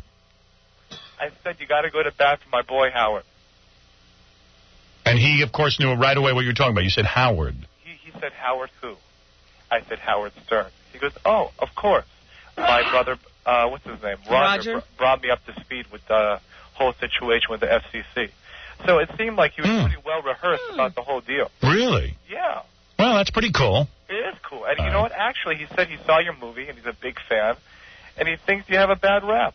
Really? Really. That's what he said? That's exactly what he said. Yeah, I've been very supportive of him, and I've always expected him to repay the favor by getting the FCC off my ass. I'm surprised he saw the movie. Though, Howard. What is that? Why do they talk when I talk? I don't understand. Did they not hear me? No, they hear you loud and clear. So why do you keep talking if I'm talking? Obviously, it's ridiculous to all talk at the same time. Well, there's a little delay over here on the West Coast. Oh, please, I'm hanging up on him. He's annoying the hell out of me. And with the 50th anniversary of Israel. Please. Jesus Christ. Maria, you're on the air. Hi. Yeah. Hi, Howard. Fred, what happens? You play some music and then you stop it? I think he's interfering with the phone call. That's all right. Let me kill it if it sounds ridiculous. Sorry. Yeah, go ahead. Hi. Yeah. Hi, Howard. Right. My son, he's 17 years old, and Friday afternoon he was walking with his friends to meet other friends at the bus stop on the corner of Cross Bay Boulevard and Liberty Avenue in Ozone Park, and they were attacked by 50 young black youths, spurring racial slurs at them, and my son's face was slashed with a box cutter, and he sustained 70 stitches to his face and his head. Where was this? Ozone Park. I read about this. Really? Yeah, and they're thinking of charging them with a racial crime? Thinking of it. Well, you know, that's what they do here. You always have to investigate everything. When a group of black, what was it, 50 black kids? 50 black children. If 50 black kids go up to a white guy and slash him, because reverse the situation. If it was 50 white guys went up to a black kid and slashed him in the face. Immediately it would have been taken care of. It's a racial crime. Exactly. Now they're trying to figure out what it is because they don't want to offend anybody. I love it. I read it in the paper. I said they're thinking of it. Yeah, because everyone's so damn racist, they're afraid to accuse black people of being racist. We got to be sure. Even though they were yelling racial slurs, we have to be sure. Yeah, I'm sure. It's a race crime. Right. And those kids should have the death penalty. Slashing your son's face so he can live with scars all over his face the rest of his life, I would take all 50 of those kids and kill them. Right. That's what I would do. No forgiveness whatsoever. I guarantee it'll end all the race problems in this country. No one will get out of line. Make an example of these kids. The 50 of them should be put to death immediately. They should be brought out into a courtyard and shot in front of the whole country. They should put on TV. Well, you know, they picked on, my son is a big kid. He's 17 years old. He's 6 foot tall, and he weighs 270 pounds. Yeah, but he's no match for 50 kids. That's right. He is no match for 50 kids. And why did they go after him? Did he antagonize them? No, he didn't. He did not antagonize them. My son is a peace-loving kid. He's a guitar player. You know, he... Oh, you should have said that right off the bat. He's a guitar player. Right. Wouldn't antagonize him? Yeah. You know, I would take all 50 of these kids, stuff them with vitamin C until they got kidney stones, and then I'd shoot them. Don't shoot them now. They're really suffering. No, that's outrageous. And what, is your son all scarred for life? Oh, yes, he is. His whole face? Cuts? How many? 70 stitches. Wow. There are 2 cuts. In his face? Just missed his eye, his Oh. left eye, Oh. and they just missed his ear. What are these kids thinking? And, you know, if they don't put these kids in jail for life, we're missing the boat. What Did they jail? catch them? They're 13 years old, some of them. Oh. The Did one they they catch them arrested is 13 years old. You want to know What's something? where's I don't justice? care. I would take a gun and blow that kid's head Well, off. you know, the juvenile laws will probably prevent them from doing anything. You know, I tried to contact Al Sharpton, but to no avail. Oh, please. You know, he's a civil rights Nah, activist. forget it. What about my son's civil rights? You Does anybody care? Yeah, I do. You contact me. Does anybody care? I care. You know what? I'm going to give you and your son a trip for 2 to San Diego to the World Championship Wrestling July 12th. That's beautiful. What do you My think son of that? loves wrestling. I'm going to give you that right now Thank you, to Howard. cheer him up. Cheer Is he him out up. of the hospital? Yes, they released him the night Tell of the your son hospital. I care. 50 kids, whatever you want to call them. How many did they arrest? They arrested 1 so far. Oh, no. And we have been silenced, okay? We have been silenced.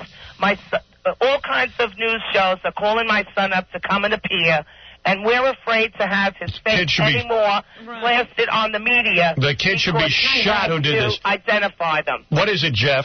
Yeah. Howard, sir, how dare you once again with this racist stuff? What you talking about? Killed the black kids and everything. Kill them. Damn Jews and the gays. Kill them. Tell you something, Howard. Kill these. I don't care that they're black. I killed 50 kids who disfigured a young boy. Yeah, I live in Bensonhurst. I wish I had a knife now. I could disfigure you, you animal. Wait, I live in Bensonhurst, you stupid bastard. And for the most part, I ought to come down there and kick your ass. Give me, you know what? I'm going to put you on hold. Give me your address. Listen. Give me your address. I want to come down and meet you. Listen, you stupid racist bastard. I'm going to kick your ass once and for all. That's what you deserve. And the point is... Are you in a gang? Can I speak? Can I speak? Yes. Okay, I live in Bensonhurst. I've been living in Bensonhurst. You remember Yusuf Hawkins who was killed down here? Yeah, I remember him. The stuff haven't changed one bit. I know a black guy who was beat up by a bunch of white kids. Yeah, so kill them too. In front of the pool room, not too far. Yeah, so don't give me tit for tat. Here's an example of a kid being slashed by 50 kids. Yeah, Take these kids and kill them. Howard, I'm not... There'll be no more incidents. I'm not for violence. Believe me. Well, I am. I'm telling it like it is. I'm for violence. But the point is, these guys who beat up this black guy who live in Bensonhurst... Oh, come on. This is absurd. Yeah. This guy is so incompassionate. Your son was... That's right. Was slashed, and he's going to start giving me other examples. Right. Well, that's it. Like, people just think that this is too sensitive of a subject matter.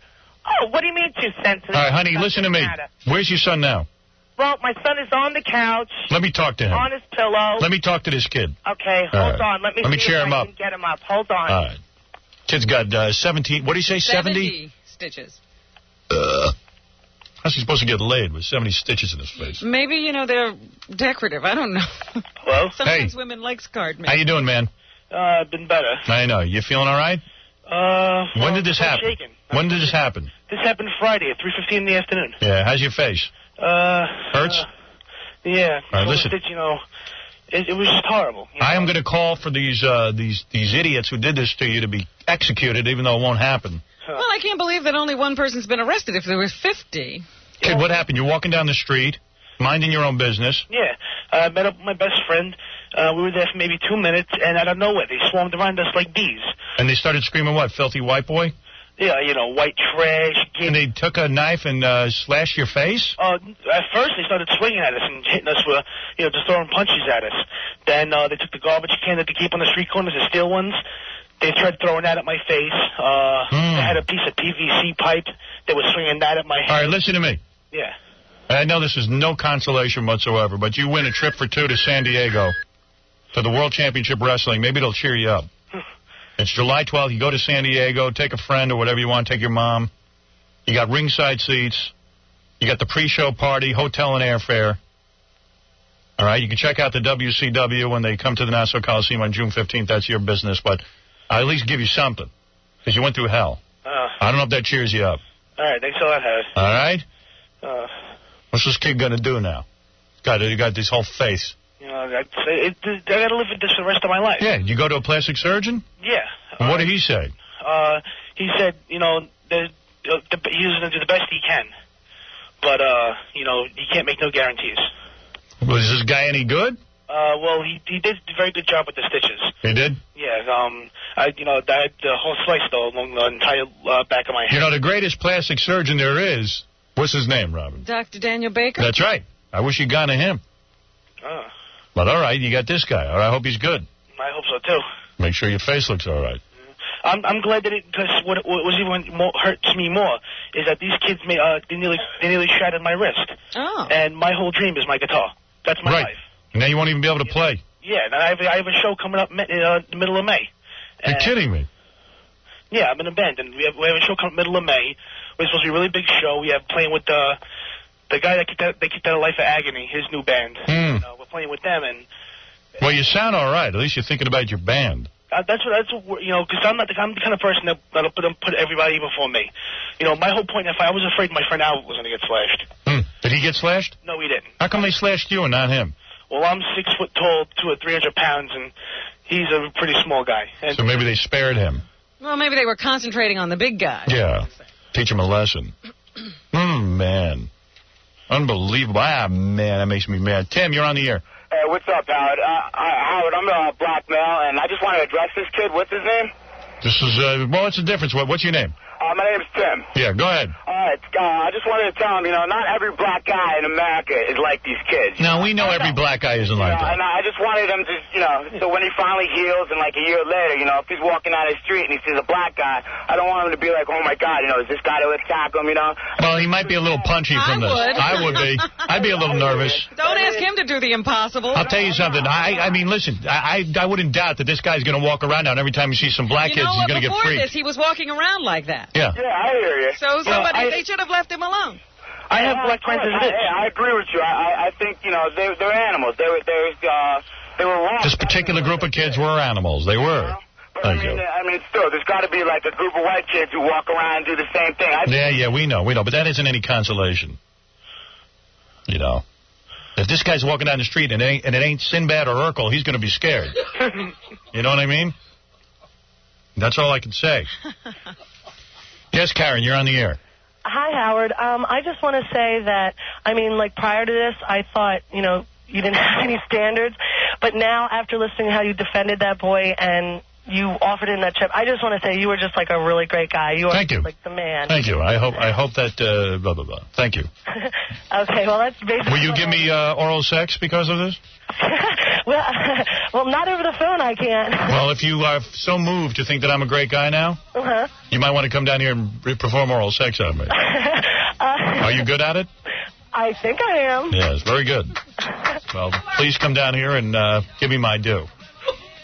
Hey, kid, I'm working this into something. Yeah. You're going to the WCW, but Howard's... Tim, you're on the air. No, it's not Tim. It's George Harrison. George Harrison. George, how are you? Yes, what can I do for you?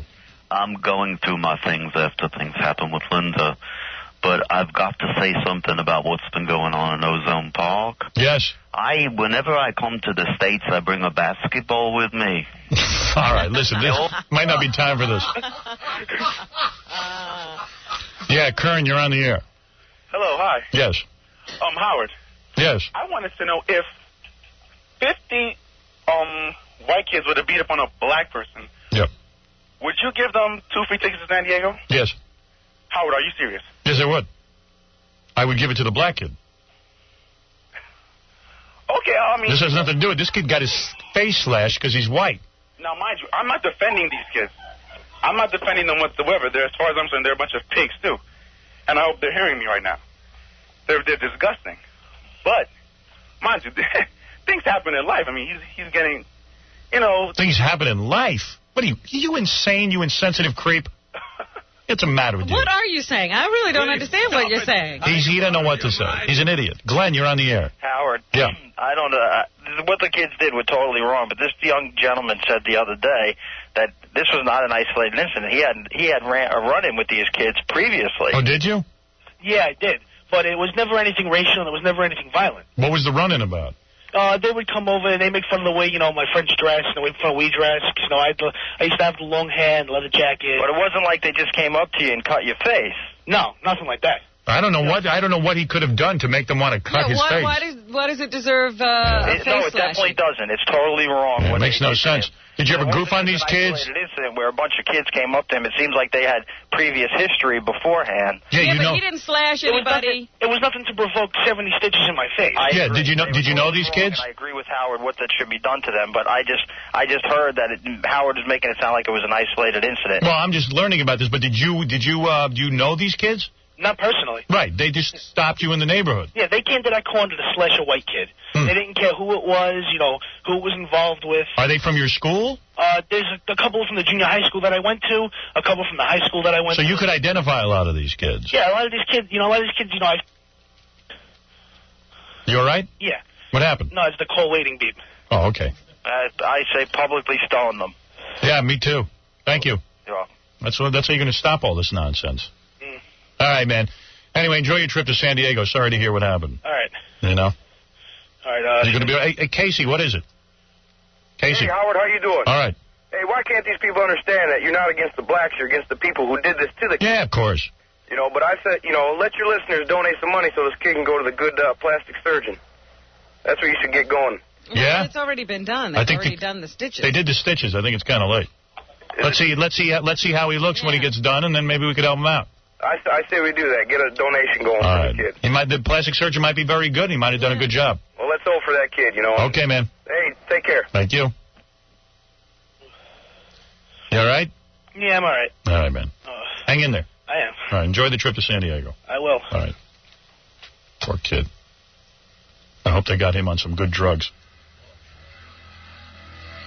Got to walk around with big old Frankenstein stitches in his face. Jeez. Who wants to go around looking like that? Luckily, we do have plastic surgery, and people don't look like Frankenstein even when something like this happens to them. But it's still something that has to be worked on. How many stitches do you have in your breast, Robin? Oh, I have no idea. Many more than 10. You had over 100-something stitches in your breast, and now there's no scars. Well, they faded, but it's still there. You can see something? Oh, sure. Let me see those things. I'm not sure. You show me, I'll show you. Show you what, my breasts? Here. No, I'm not looking for breasts on you. Show me one. You show me one. Yeah, but you have a nice size. I have a little thing. I'd be embarrassed. Are your breasts really big? You can't, but like when you take your top off in front of your man. You wouldn't see if I just flashed you right now. You wouldn't see anything. All right, let's see. No, I'm not doing it. All right, anyway, Vinny Mazzio is here. I promised him he's the world's worst at this stand-up comedy. I guess that's a distinction. Yeah, I don't know why doesn't he give it up? I don't know, but I said I'd give him a chance. Let him, listen, this guy's going to come in here next. He's had several years to work on this act. Yeah, let him perform, and then we'll throw him out of here. All right. If he's good, it'll be a miracle.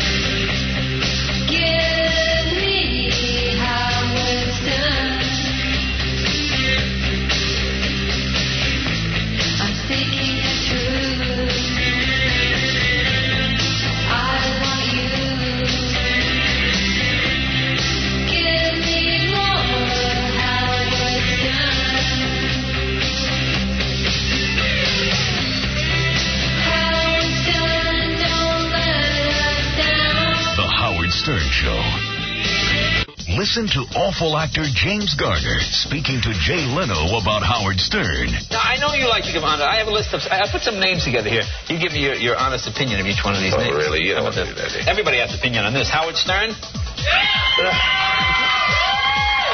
He's the epitome of trailer trash. Oh.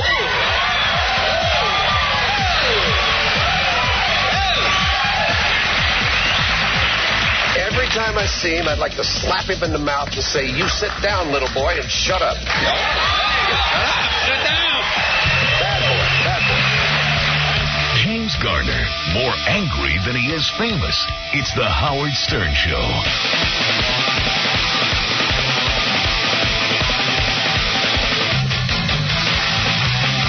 Yeah, baby. Hey, this week, celebrate the breast. Yeah, baby. That's right. Celebrate the breast on the Mighty E Show. Tonight, don't miss Who Has the Implants. It's a game. It's a test. It's fun. Then tomorrow night... enjoyed it anyway. I loved it. And then tomorrow night, we proudly present the first annual Breast Implant Beauty Pageant, a 3-part extravaganza. See tons of breasts all week long on the Mighty E Show. It's fun. I'm separated.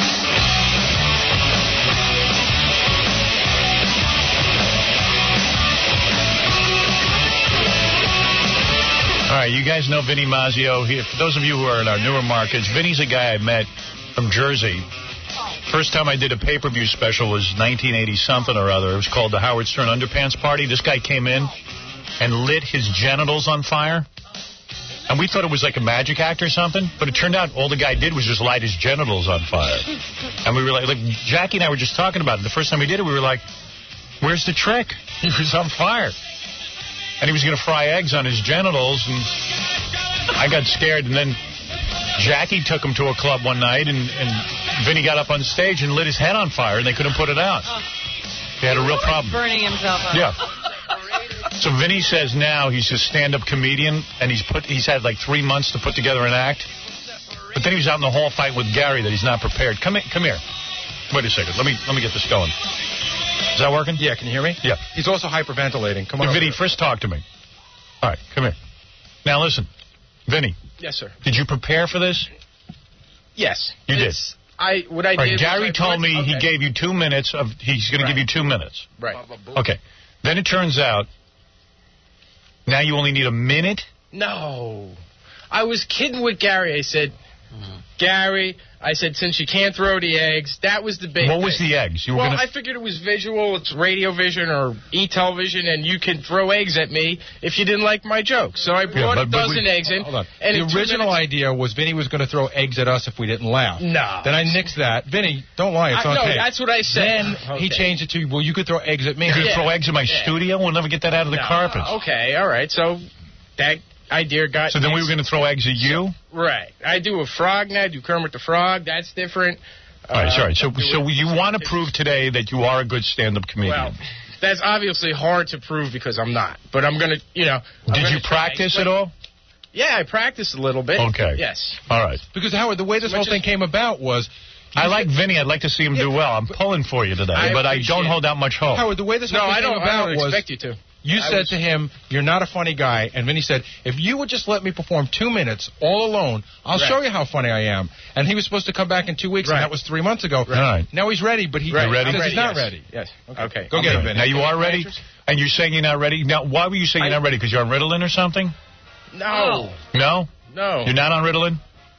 Are you or not? I am looking at you. Are you on Ritalin? What's the big... There's no shame in that, if you are. Why is there a shame in that? You're not on it? I didn't say that. Oh, so you're not on it? No, I'm not on it. Okay. Yeah. You thinking about going on it? You thinking about going on it? He did. This we can't talk about. He did say that he suffers from ADD. Oh, do you? Oh, no, we can't talk about that either? See, now that's funny. You are burning me. I asked you nicely outside. What is it? You suffer? I thought it was one thing, not the other thing. Well, I could believe he suffers from attention deficit disorder. Do you suffer from... Why is that a shame? Huh? Why is that sad? Why are you embarrassed? Because, I was supposed to take medication when I was, before high school in, 7th and 8th grade. You've told me that before on the air. And I spit it out, but now I tried... You tried some Ritalin? Yeah. And did it help? It takes time. I've only been doing it for a couple of weeks. You don't think it's kicked in yet? Right. It won't work. You're on it now? You don't have attention deficit syndrome, trust me. Yes, he does. You don't. Stupid. No, he's stupid. Well, that's what it means. Right. It's another way of saying you're stupid. Yeah, it's a nice way of saying somebody's stupid. So now that no one is stupid in America anymore. No, we don't have that anymore. It's ADD or you have a learning disability. Yeah, right. Oh, I'm not stupid. I have a learning disability. No. Or I had being dumb. I was dyslexic. No disability. Yeah, I'm dyslexic. It's a matter of paying attention, that's all. I've seen tons of dyslexics, and they finally figured out they're still idiots. Dyslexic, I can read. No, you saying you have attention deficit disorder. So it's said. I'm not. Trust me, you got a low IQ. What? Yeah. You can't keep your mind on anything because your mind doesn't work that right. well. Oh, thanks, Rob. You can't concentrate because you're stupid. Okay. No, I mean that in a nice way. Thank you. Right, you don't have a disease. Yeah. No. Thank you, Gary. Ritalin ain't going to help you. Right. Well. The only thing going to help you is an injection of IQ. Do these people become geniuses when they put them on Ritalin? No. No. You concentrate fine. You know what it is they're disrupting everybody else. That's why they... All right. Vinny, who cares what you have? It's time for you to shine. I'm going to turn my microphone over to you. Now, what do you want, 2 minutes? 2, 3, 4. 2 or 3 minutes. All right, why don't you go 2 minutes? Hey, go as long as you're funny. Yeah. If you stop being funny, I'll cut you off. Okay. I'm really going to give you a chance. Vinny's going to walk on. Here he comes. And he's going to try to be a stand-up comic. Is he going to get a real intro now? Yeah, I think what's... All right, ladies and gentlemen... Here he is, making his brand new appearance on our show. We never heard of him before. He's a bright young comic, Vinny Mazzio Jr. Here he comes. All right, he's doing something visual. He's hopping. I'm going to explain to the audience he's hopping like a frog. Hi, everybody. This is Kermit the Frog. I hate being green. Why can't it be yellow, purple, orange, or blue? Well, if you ate Miss Piggy, you'd be green, too. Linda Blair slept over my house and threw up all over my Miss Piggy sheets. Oh, boy. Okay. Is that it? No. All right, keep going. Bob Dylan, Bruce Springsteen, Stevie Wonder. They're all standing around a garbage can. It's cold outside. They're going to do a song parody. So Bob says, Bruce says, yeah, Bob, Stevie, all those years we've been playing all that music, and now we ain't got no money. We gave all our money to the Ethiopian Fat Farm. What do you say we hit that song one more time? We are so cold. We need some heat. We are the ones that gather our cash so they can eat. I got a little dog. I found him in the street. Let's find some kind of frying pan and have a feast. There's a choice I'm making. His ribs or his behind. Let Stevie go and have first choice because he's blind. Let's heat the dog so we can eat. I can't wait to get his tiny leg between my teeth. Okay, get out of here. He's at 1:30. All right, you done now? You got a minute 30. Give him 30 more seconds. All right, 30 more seconds. He has It's a start. It's a start. 30 more 30 seconds. more seconds. Go ahead. Go ahead. Yeah. My buddy's girlfriend, we were having some... You're lucky we don't have eggs. Oh, yeah, I know. Go ahead. Go ahead. And, your girlfriend is having sex. Yeah. Oh, boy. No, go ahead. Go ahead. So I called up the phone one time, and she had something in her mouth that she said... He's drinking water. Honey, I love you. That was somebody... It's like... Okay, that's 2 minutes. That's 2:05. Wait a minute, he just got hit. What are you doing? What are you throwing at him? Oh, Jackie! You got any more jokes? Balls? Yeah, what are you doing? It's a Nerf football. I know. He's kidding. Come here. Do you have any more jokes? He hit me right in the testicle with the point of the ball. No, he didn't. The hell if he didn't. You wish. Hey, Vinny, let me ask you something. If you didn't have a bunch of equipment back there, I whipped this back. In a way, I am a diplomat. Here. Vinny. That did hurt, though. Do you have any more jokes? Do you have any more jokes? Let's see how the audience is responding. Oh, here's Popeye. No, audience, please. Don't ask the audience. That's Mark. okay. Let's find out. Mark, I didn't finish. I got dirt. Hold on. Mark, go ahead. How do you feel about it? It's awful. Absolutely. I agree with you. Howard, if you poured gasoline on him and lit him on fire, it'd be funnier. I did without Mitch. Well, maybe it's just he grabbed you the wrong way. Maybe other people liked it. Let's see. Mark, go ahead. Hey, what's going on, Howard? Yeah. You got to put this guy out of his misery. I mean... I long for Melrose Larry Green. It's unbelievable. See, Howard, the whole point of this conversation was when we first had it with Vinny, was we said, hey, Vin, maybe you ought to give up the dream. And he says, no, I'm talented. I can do time. And this was the time that we gave him. I did it. But do you think it's good? Do you think you were good? Do you really think you were good? No. All right. Have you ever heard like Robin Williams or even like, I don't know, even like Ray Romano? Time to give up the ship. Yeah. Oh. Okay. You're right. You know, you getting slashed by 50 black children is funnier than what you just did. Oh, stop it. Bill, you're on the air. Or somebody. Vinny, somebody. Buddy, go ahead. Hey, I've been a loyal listener for a long time. Why do you punish us with guys like this? God, he's horrible. I mean, have you ever heard anything so bad? It's terrible. Yeah, well, I figured I'd give Vinny a shot, because Vinny says I use him. He needs a wake-up You wanted call. to shoot all those black kids? Why don't you shoot him? He needs a wake-up call. He needs to go on with his life. We're trying to help him. All right, are you done now, Vinny? You got it out of your system? All right. Vinny, what are you up to now? Why don't you plug something that you can make some money with?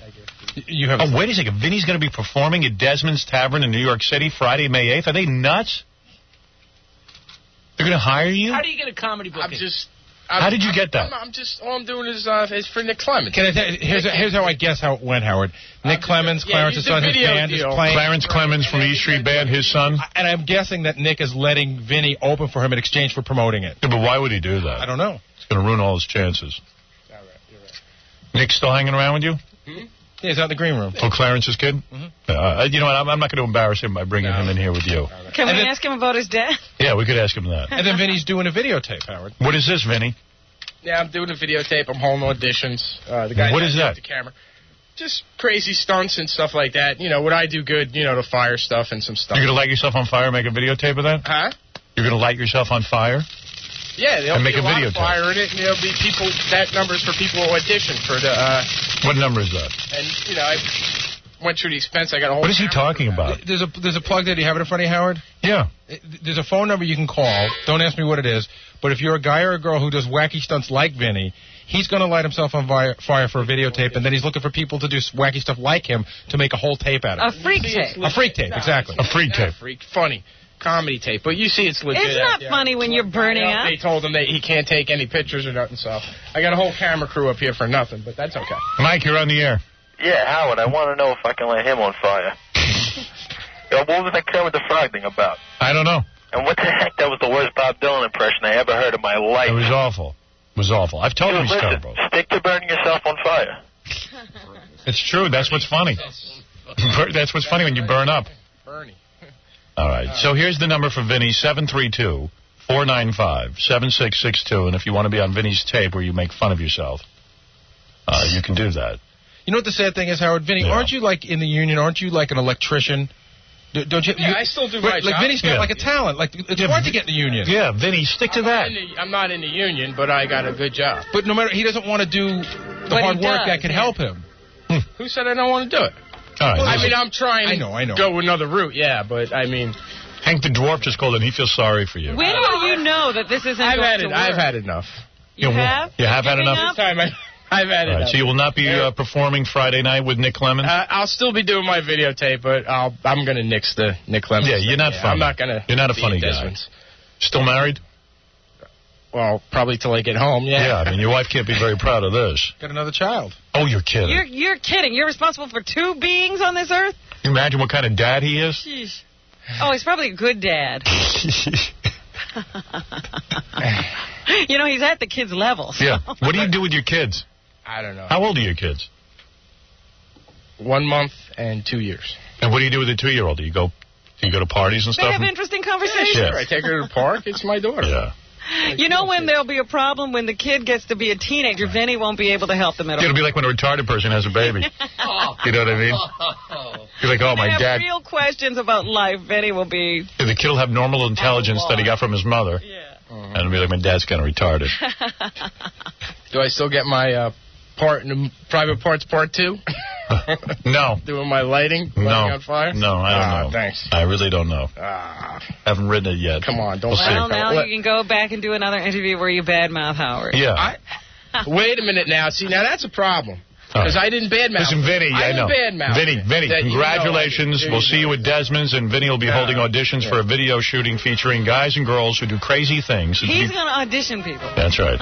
To be part of it, call 732-495-7662. Do people get paid for this? No. If it works out and it sells, sure. It does. Yeah. Oh, you get a piece of the action. I see. Yes. All right. Thank you. You give hope to all people with Down syndrome, Vinny. Good try. All right, listen, you took a shot at it. Why not? How many people get to do that? It was bad. Let him do a little more. No. One more joke. Come on. One more joke. You had a final thing. You had a final joke. Right, one more joke. I don't need no more questions. Come on. If I had matches. No, don't light yourself on fire, please. All right. Tell us a joke. Do something verbal. He had an ending. I know. All right, this was a mistake. Let him out of here. No, I'm not. He's about to... I don't do anything you tell me not to do. No, what are you going to tell a joke? Oh, I thought you thought I was going to do a fire thing. No, I didn't know what you were going to do. Right. I asked you to tell a joke and you don't. do a magic trick. All right, one last joke for the finale. The last joke of your comedy career. Oh, Dick Dad, I'll sit down and get me a spinach daiquiri. Popeye, I come to steal your girl olive oil. Oh, you come to steal my girl olive oil, eh? Let me see. Skinny arms, skinny legs, no breasts whatsoever. You can have the anorexic bitch. All right, very good. Vinny, thank you. What was funny about that? How bad the impression was. Vinny, thank you. Vinny Maggio, ladies and gentlemen. Vinny Maggio Jr. He's defeated now. He's just hunched over. Well, I promised him a chance. You think he's really convinced, or will he forget that and come back again? He's a good guy. He tries his best. He's always been loyal to the show. There is a judge in Cleveland who really badmouthed me for no reason whatsoever. 3 years ago, there were some guys in Cleveland. I went to Cleveland to do a victory show. We were having a funeral. And the competing radio station cut the wires to my broadcast. We thought that was a serious crime, and so we pursued it through the courts. Yeah. Not only do we pursue it, the United States government did it. It's a violation of FCC law. But we wanted to make sure it was taken seriously.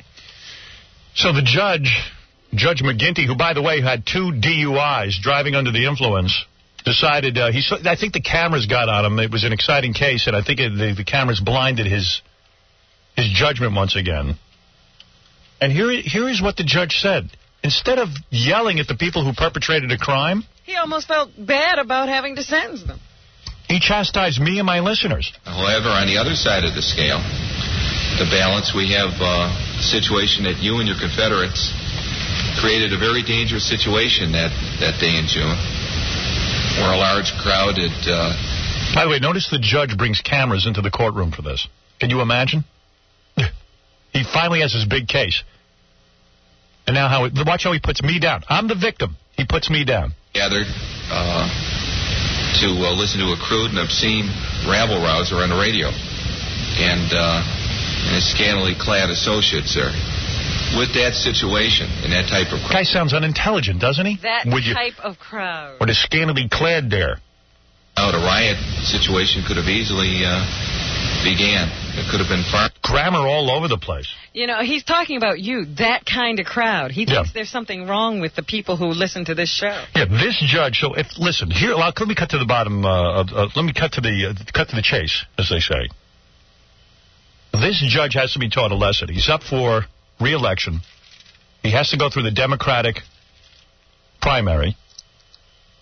He's up against a guy named Ted Slewinski. Ted's a good man. Please vote for Ted this Tuesday in the primary. If you live in Cleveland and you're in the Cuyahoga County, you can vote if you're a Democrat in the primary. Please go to the polls. This guy, Judge McGinty, thinks you're a jerk for listening to me. More trouble than we had on that day with that group of people. That group of people, those are fans. Yeah. Oh, this may be a crude individual who... So far, all I've heard is about how crude I am. You're horrible. I'm horrible. And you know what? The guys who did it, I kind of understand. That's what I'm hearing. Some law and order guy. He's speaking. He still has the right to speak. Yeah, thank you. Why would a judge use the opportunity to put me down? You know why? Because he saw cameras on him and he was going to grandstand. The only reason cameras would be interested is because it's a case about you. Yeah. So instead of saying, listen, guys, you did something wrong, it's against the law, and now you're going to pay for it, he did a whole tirade on how I'm lewd, my audience is a bunch of idiots. You're foul-mouthed, they're scantily clad, those kind of people. Yeah. Meanwhile, I've never had a DUI in my life. I would never get into a car loaded. And we've never had a riot. Yeah. I have never risked the lives of children by driving drunk. He has. Scumbag. Scumbag that he is. Judge McGinty, the hell with you. Vote for Ted Slewinski. When we get back, I'll have Ted Slewinski on the phone. Good evening, this is Al Goldstein from Midnight Blue. I've had a very ambivalent relationship with Howard Stern. First of all, I didn't even know who he was in the beginning. I didn't follow his career. I was too busy being arrested for screw. When Howard was still pimply in high school, I was already in my 6th and 7th year publishing screw. But I don't want to be arrogant. Howard thinks he invented sex. He's trying to learn about your penis. I want to think I invented sex. Neither one of us did. But what I have to say about Howard Stern, even though I was first, Howard Stern is better. I love the fact that he will make fun of himself. He's self-deprecating. What he does to himself in the book with his feminine ways and wearing a dress is wonderful. It's self-parody. The Howard Stern Show. Hi, I'm Jaleel White from Family Matters, and I've heard this show lots of times and never learned anything from the show. Now, a wise man once told me, men who pee through screens strain himself. Now you've learned something. Now here's an incredibly unwise man. Howard Stern. Cold Ease is the best. Really, I love it. Kids, don't we use Cold Ease in the house? I can't hear you. No microphone. They didn't speak.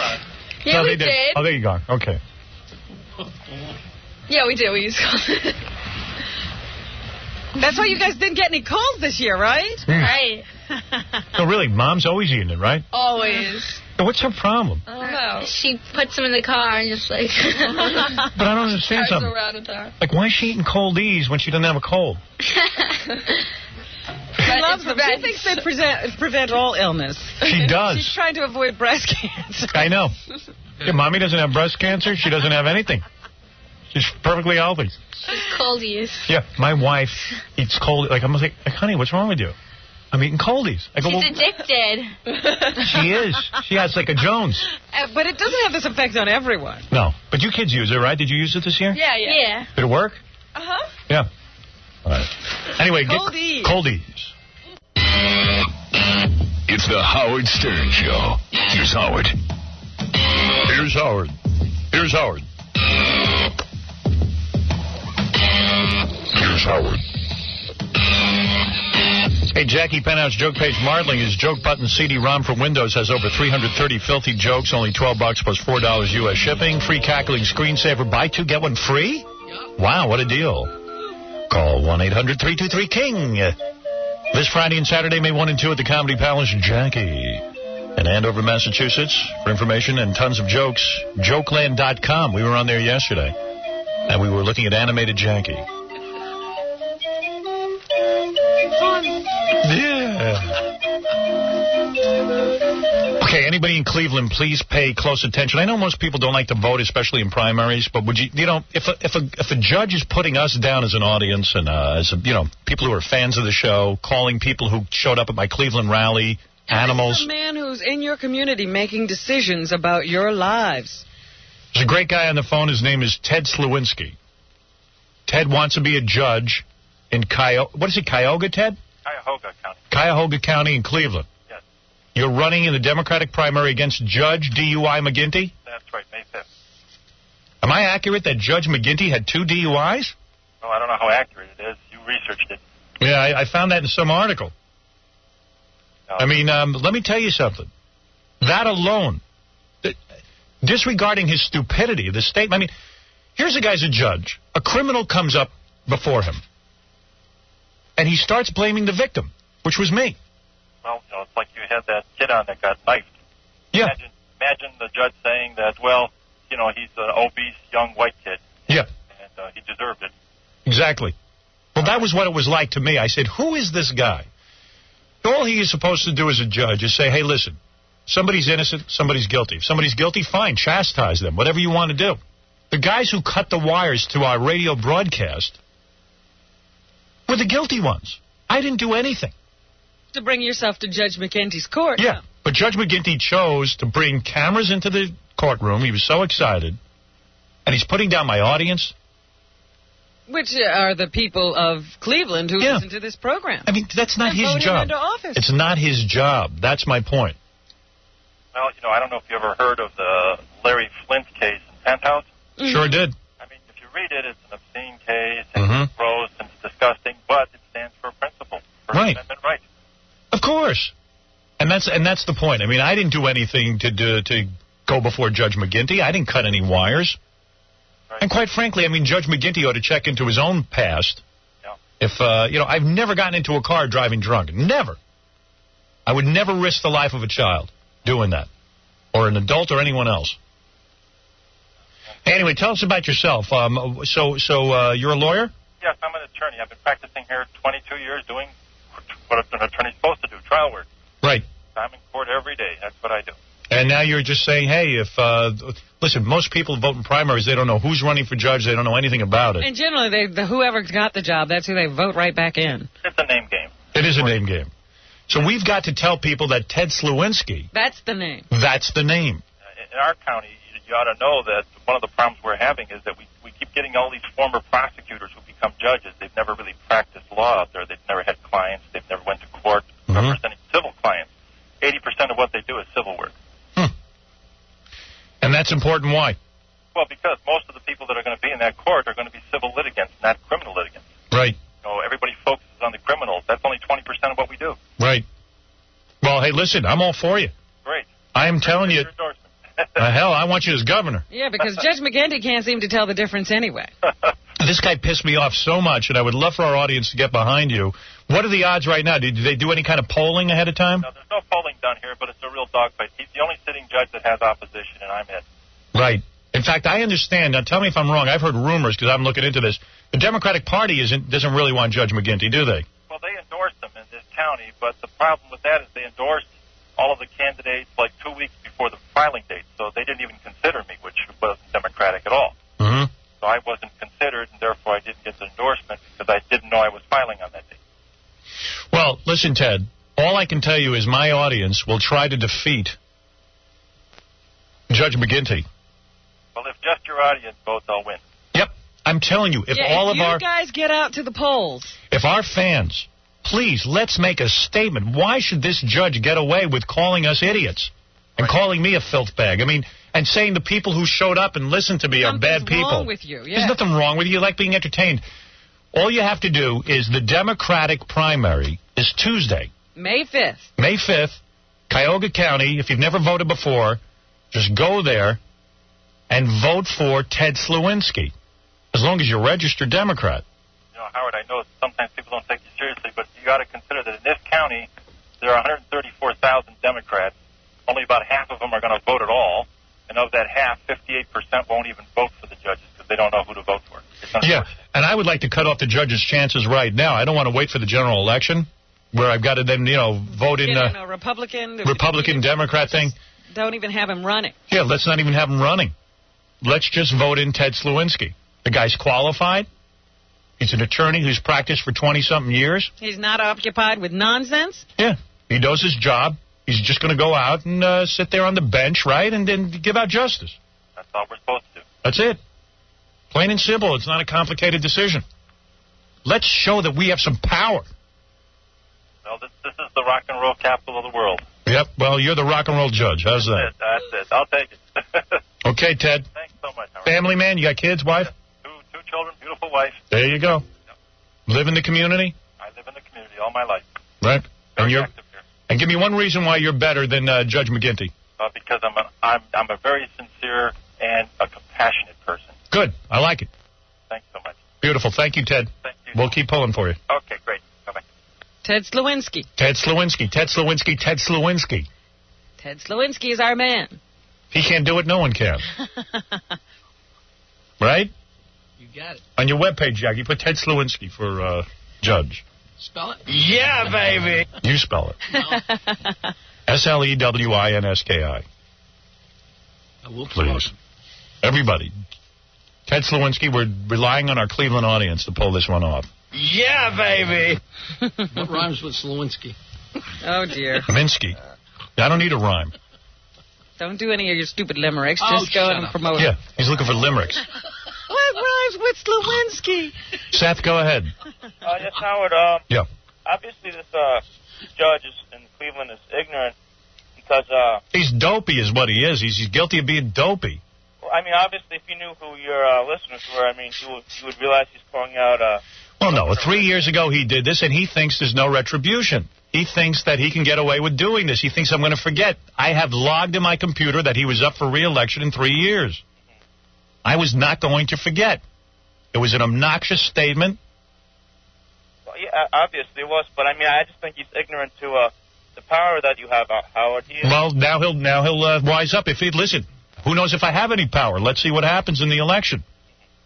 Let's see what happens. However, on the other side of the scale, the balance, we have a situation that you and your Confederates created a very dangerous situation that day in June, where a large crowd had gathered to listen to a crude and obscene rabble-rouser on the radio, and his scantily clad associates there. With that situation, in that type of crowd, a riot situation could have easily began. There could have been far more trouble than we had on that day with that group of people. That group of people, that's maybe a crude individual. Crude individual, that's me. And speaking. Oh, please. Come on, pal. Yes, yeah, in other words, why the morality lecture, pal? What did I do wrong? Did I break the law? No. You would have thought I broke the law. Now, go ahead, you're on the air. Hey, Robin, your Celebrity Jeopardy episode's supposed to air tonight. Oh. I thought it was April 30th. Well, maybe today's April 30th. No, it's not. Somebody told me it was today, so... Celebrity Jeopardy with Robin tonight? I believe I'll watch. Cool. I was given the date of April 30th, but maybe it is tonight. Is this Celebrity Jeopardy week? Yes, I think so. Ooh, I love that. We should be watching that. I know. What's wrong with us? Yeah. Carol Burnett was on last night. Did she win? Yes, she did. Yeah, she was on with Jason Alexander. She didn't even give her final answer, though. Why? That she didn't have time. She was too stupid. She's stupid. She still won. She's dopey. Yeah. All right, thank you. Hey, marksfriggin.com. Whatever. Barbara, Yeah, dear. you're on. Oh, thank you. I'm ready. All right, go ahead. All right, Howard. Good morning. Good morning. Good morning. I want you to know that I have been up since 3 o'clock, took about 3 Xanaxes, converted my whole entire living room into a complete Holiday Inn. I get through finally. With Stuttering John, I have to take 2 more Xanax. I've been smoking multiple joints. By this point, I've already drank half a pint of vodka with lemonade. I feel good. I'm liberated this morning. Can you imagine? How many Xanax? 5 Xanax? I've eaten 5, and I with alcohol and pot? And she's still coherent. And listen how coherent you yes, are. and you know what I'm going to do when I hang up? What? I'm going to the gym. I'm going to work out, Robin, and I'm going to tan. Get you some of that. You're gonna sit in a tanning bed? Yeah. I don't understand how people go to tanning beds. Now she'll probably fall asleep in the tanning bed. Yeah, I mean, I understand the 5 Xanax. Uh-huh. And I'm just lowering her microphone here. I understand the 5 Xanax. No, I want you to understand this. I understand the pot. I'm laying here ready to play with myself. You know, F the gym. Jesus. I mean, I'm ready. Honey, what do you look like? I am hot. Really? I really am. How old are you? I am 33. And what do you look like? I look good, and I'm from the Queen City, Lord Honey. John Boy Bill, you damn pussies. I hope they're listening. That's Sweetheart, you're 53, aren't you? No, I'm really not, and I swear I want to come to New York now and be evaluated, baby. You can evaluate me. I'll strip down. Are you a man or a woman? I am a woman, but I have a deep voice, but that's how I am when I wake up. Yeah. And I've already smoked all this pot. Jesus Christ. Yeah, all right. Let me understand something. Okay, tell me. Tell me. You claim that you're 33. I am. How tall are you? I was born in 1964. How tall are you? I'm 5'10". You are? Yes, I am. I have long legs. They go all the way up to my ass. I hope so. Yes, they do, and they're nice. I mean, you know, I have nice. And you, what size are your breasts? My breasts are a 36B. Really not. And I'm hot. I mean, you know, I'm not Are you gorgeous. married? Yes, I'm married, but I threw him out yesterday. You did? Yeah, I'm through with him. You know, it's pretty bad if you can't get up and even, Howard, it's because I love... I can't take her. I can't take her. I really can't. She was liberated. 5 Xanax, she's liberated. Yeah, Ben, go ahead. Howard? Yes. Yeah, I just want to say I'm really glad that you're sticking to this stupid judge. Yeah, are you from Cleveland? Hello? Are you from Cuyahoga County? No, but I'd move there if there was any way I could help you and my fellow Howard Stern fans out. Yeah. And if I could get there in time to register to vote, and I know you probably have to establish residency and stuff. Mm-hmm. But I've got to say, I'm really pissed off and tired about the media and so many people that try to act holier than thou. Well, yeah, take Rosie O'Donnell, for example. Robin saw her at the Rainforest concert yesterday. She's up on stage telling a dirty, filthy joke. Mm-hmm. Well, why can't she, why put me down for being risque on the air? What am I doing that's so bad? You know what it is? I mean, I have all these people who have to come out and they make television boring and dull. How can you support that? And meanwhile, what she really wants to do is be telling dirty jokes. That's right. Yeah, and at least you were never in the dirty movie with Dan Aykroyd dressed in leather like some sort of bondage slave. Yeah, thank you. At least I do something quality, yeah. There were a lot of kids at the concert, too. Yeah, and she's telling a filthy joke. Filthy joke. What was the joke? It was something about a guy who wrote songs with dirty titles. Yeah. And then he goes into the bathroom and pleasures himself. Yeah. And then he comes out exposed. And it's a mess. And it was not even funny. Yeah. And I have a 10-year-old daughter who watches Nickelodeon, and God forbid you should ever see Rosie O'Donnell doing that kind of crap. I mean, and Jackie said to me, she says, all kidding aside, we make jokes about her head, and we have a whole jelly bean thing going on with her head. She says, her head is huge. Can I take a guess on the jelly bean count? No, you'd have to see it to really be involved. Well, I've seen it on the E! Show. It's like in the back there. Yeah. And I got to tell you that it really messes up my E-show viewing experience to always see Rosie O'Donnell's head. Yeah, we. By the way, we moved that head. Thank God. Yeah, but there now is a rotating Rosie O'Donnell head in our studio filled with jelly beans. No one has guessed the amount of jelly beans Rosie's giant head holds. I know. Somebody guessed 15,000 after seeing her last night at the concert. And let me tell you something. That pig has put me down publicly, and I'm not going to let... You know what? I'm not letting it drop because she's a hypocrite. You should. I think all Howard Stern fans should be on the move and stop putting up with this crap. I mean, we live in America. This is a free country, and we have a right to like what we like. Yeah. And what am I doing that's so bad that I have to be... everyone's holier than thou. You're the only person who's working without a script and who's coming up with original stuff. Yeah, and how about the fact that she's so damn mean to her employees that they all sit and cry all day? I think that's terrible. I think that the public should know more about that. And by the way, this pill that gives guys erections, Viagra, it's all over the news now. There's a big debate. If a doctor prescribes Viagra, the insurance company says they don't want to pay for it because how are you going to prove that a guy's really impotent? They say they know in diabetes your penis is affected because certain areas are blocked. Yeah, the blood flow is blocked. They go, but what about guys who just want to have a better sex life? Why should we have to pay for that? That's absolutely right, Howard. Yeah, it's going to be a big debate. I'm the poster boy for Viagra. Like, I know, Leslie West used to inject his penis. Is he going to do this? Yeah. Is he going to get some Viagra? I hope so. But he deserves it. He should have it paid for because he has diabetes. Mm-hmm. Here's my dad. Hi. Hi, Pops. I was listening to that judge from Cleveland. Yep. You know, he reminds me, when you have a rape case, the judge turns around and says, well, her dress was a little short. Right. Her makeup was on. Her hair color. She was asking for it. She deserved it. Yeah. Right. So he has this kind of a philosophy where they try to delve into how come this crime was committed. Maybe it wasn't so bad because the victim was at fault. Right. He's the same kind of a guy. When they blow up a clinic, he'd say, well, all right, you killed 2 or 3 people, but after all, the morality of this clinic you didn't agree with, so it wasn't so bad. He is not supposed to comment on my morality. A crime was... He's the same guy. When they blew up the building in Oklahoma, he would say, well, all right, so 200 people were killed, but you had a beef with the government. There may be some reason for this. Yeah, I mean, where do you take the criminal and reverse the whole thing around on the victim? Well, I feel this guy's brain is pickled. Yeah, me too. He's an alcoholic, and he doesn't understand the law. He's not an alcoholic. That I can give you. But he did have 2 DUIs before he became a judge. I don't know if he's drinking now or what, and that's not my business. But I'll tell you something, Dad. His logic is that of a man who's pickled. Right.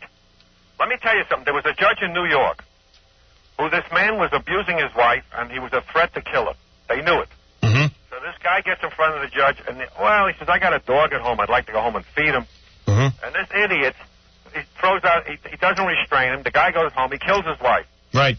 And this is why he let him go.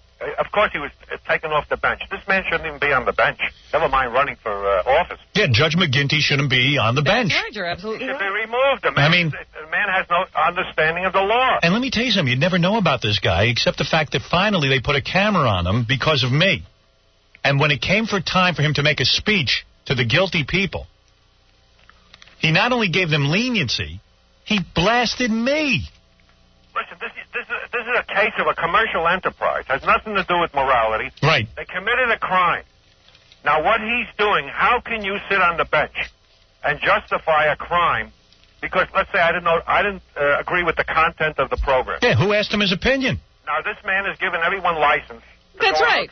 And do whatever they want if they feel if it's offensive. That's right. If I don't like a program, I can cut their wires. That is why I am begging the people of Cleveland, especially the people, of course, in Cuyahoga County.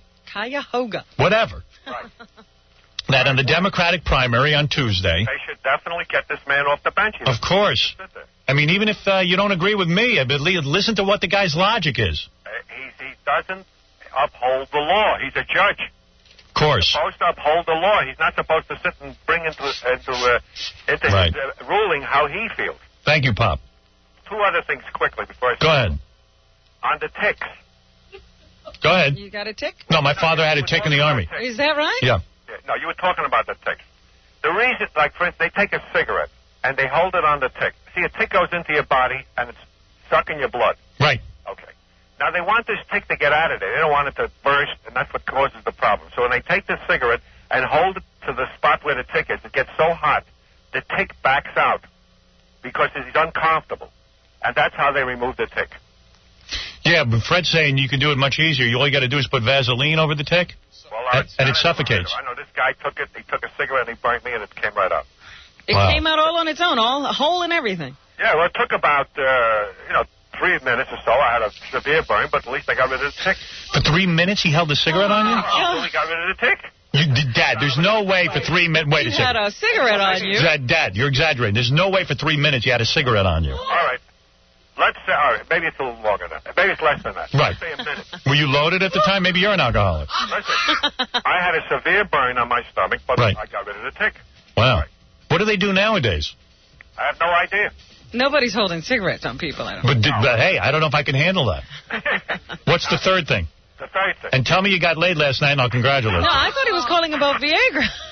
You're not on Viagra, are you, Dad? I restricted him, and I blew my brains out. No, all the Sterns have no problem with their penis. Oh, is that right? Right. You're going on record verifying that all of the family is healthy in that area. Right, Pop? We have no problem. Okay. My old man's, how old are you now? I'm gonna be celebrating my 75th. Yeah, and you have no problem getting an erection, right? Absolutely not. Although, what do you do? What do I do? I think of a good movie or so. Yeah. Believe me, my mom doesn't help. All right, number 3. Believe me, his penis is wasted. Right. He should donate his abilities to somebody else. But go ahead, Dad. It's already spoken for. All the Stern men have no problem. All right, number 3. I just want to give you the chronological of the Disney, who Roy Disney is. Yeah, go ahead. Okay. By the way, my dad said to me years ago, my dad was not a wealthy man. Stock, right? My dad's not a wealthy man. He only made, I don't know, what'd you make, 20 grand a year? I got a raise, 25. Yeah, 25 if he was lucky. But whatever he took, if he had like $1, he put it into Disney stock. He always bought Disney stock. That's what my dad did. And then I went down to Disney one year, and I don't know, I put some money into Disney, and I'm telling you, the thing just didn't it split again, Dad? Well, they have it on the agenda. Yeah. Is that right? It split 3 for 1. Disney. It split 3 for 1 last week. Wow. Can you imagine? Wow. It's going to split. Yeah, well, they said it's going to. They have to vote on it. Yeah, believe me, they're going to vote. The story is Walt Disney is the uncle of Roy Disney. Oh, okay. Go ahead. This fellow, Roy Disney, his father and Walt Disney were brothers. Uh-huh. They're the ones that started the company. Mm-hmm. Walt was the creative guy, and Roy was the business guy. The father. The father of Roy Disney. Yes. Yeah. But did he inherit everything? Roy got everything. They're both deceased, and Roy, that's his uncle. Now, he's still with the company, in some sense. He's also made a career on his own. Yeah, but Roy's not a bright guy. He certainly is a bright guy. No, he isn't. Who told you? He's done very well. No, he turned it over to Michael Eisner, and he's done well. Well, he doesn't run the company, but he was a bright guy that he realized the company wasn't being run correctly, and he got this Eisner in. Yeah. All right, give him that credit. You mean he was bright enough to know he was stupid? Yeah. He realized he couldn't do it. Yeah. Which is a plus, because a lot of people don't realize that. Yeah. Mazio was just in here. Yeah, he would have ran it into the toilet. Yeah. Okay. All right, Pop. Go back to staring at the wall. Thank you. Listening. A beloved figure, a man about town here in New York City, known the world over. Howard Stern. The Howard Stern Show. Hiya, this is Noel Gallagher from the band Oasis. We've had a lot of hits and done a few tours, almost broken up a few times because sometimes the members just don't get along. In other words, it's a lot like being on this show, except you don't get as many groupies here.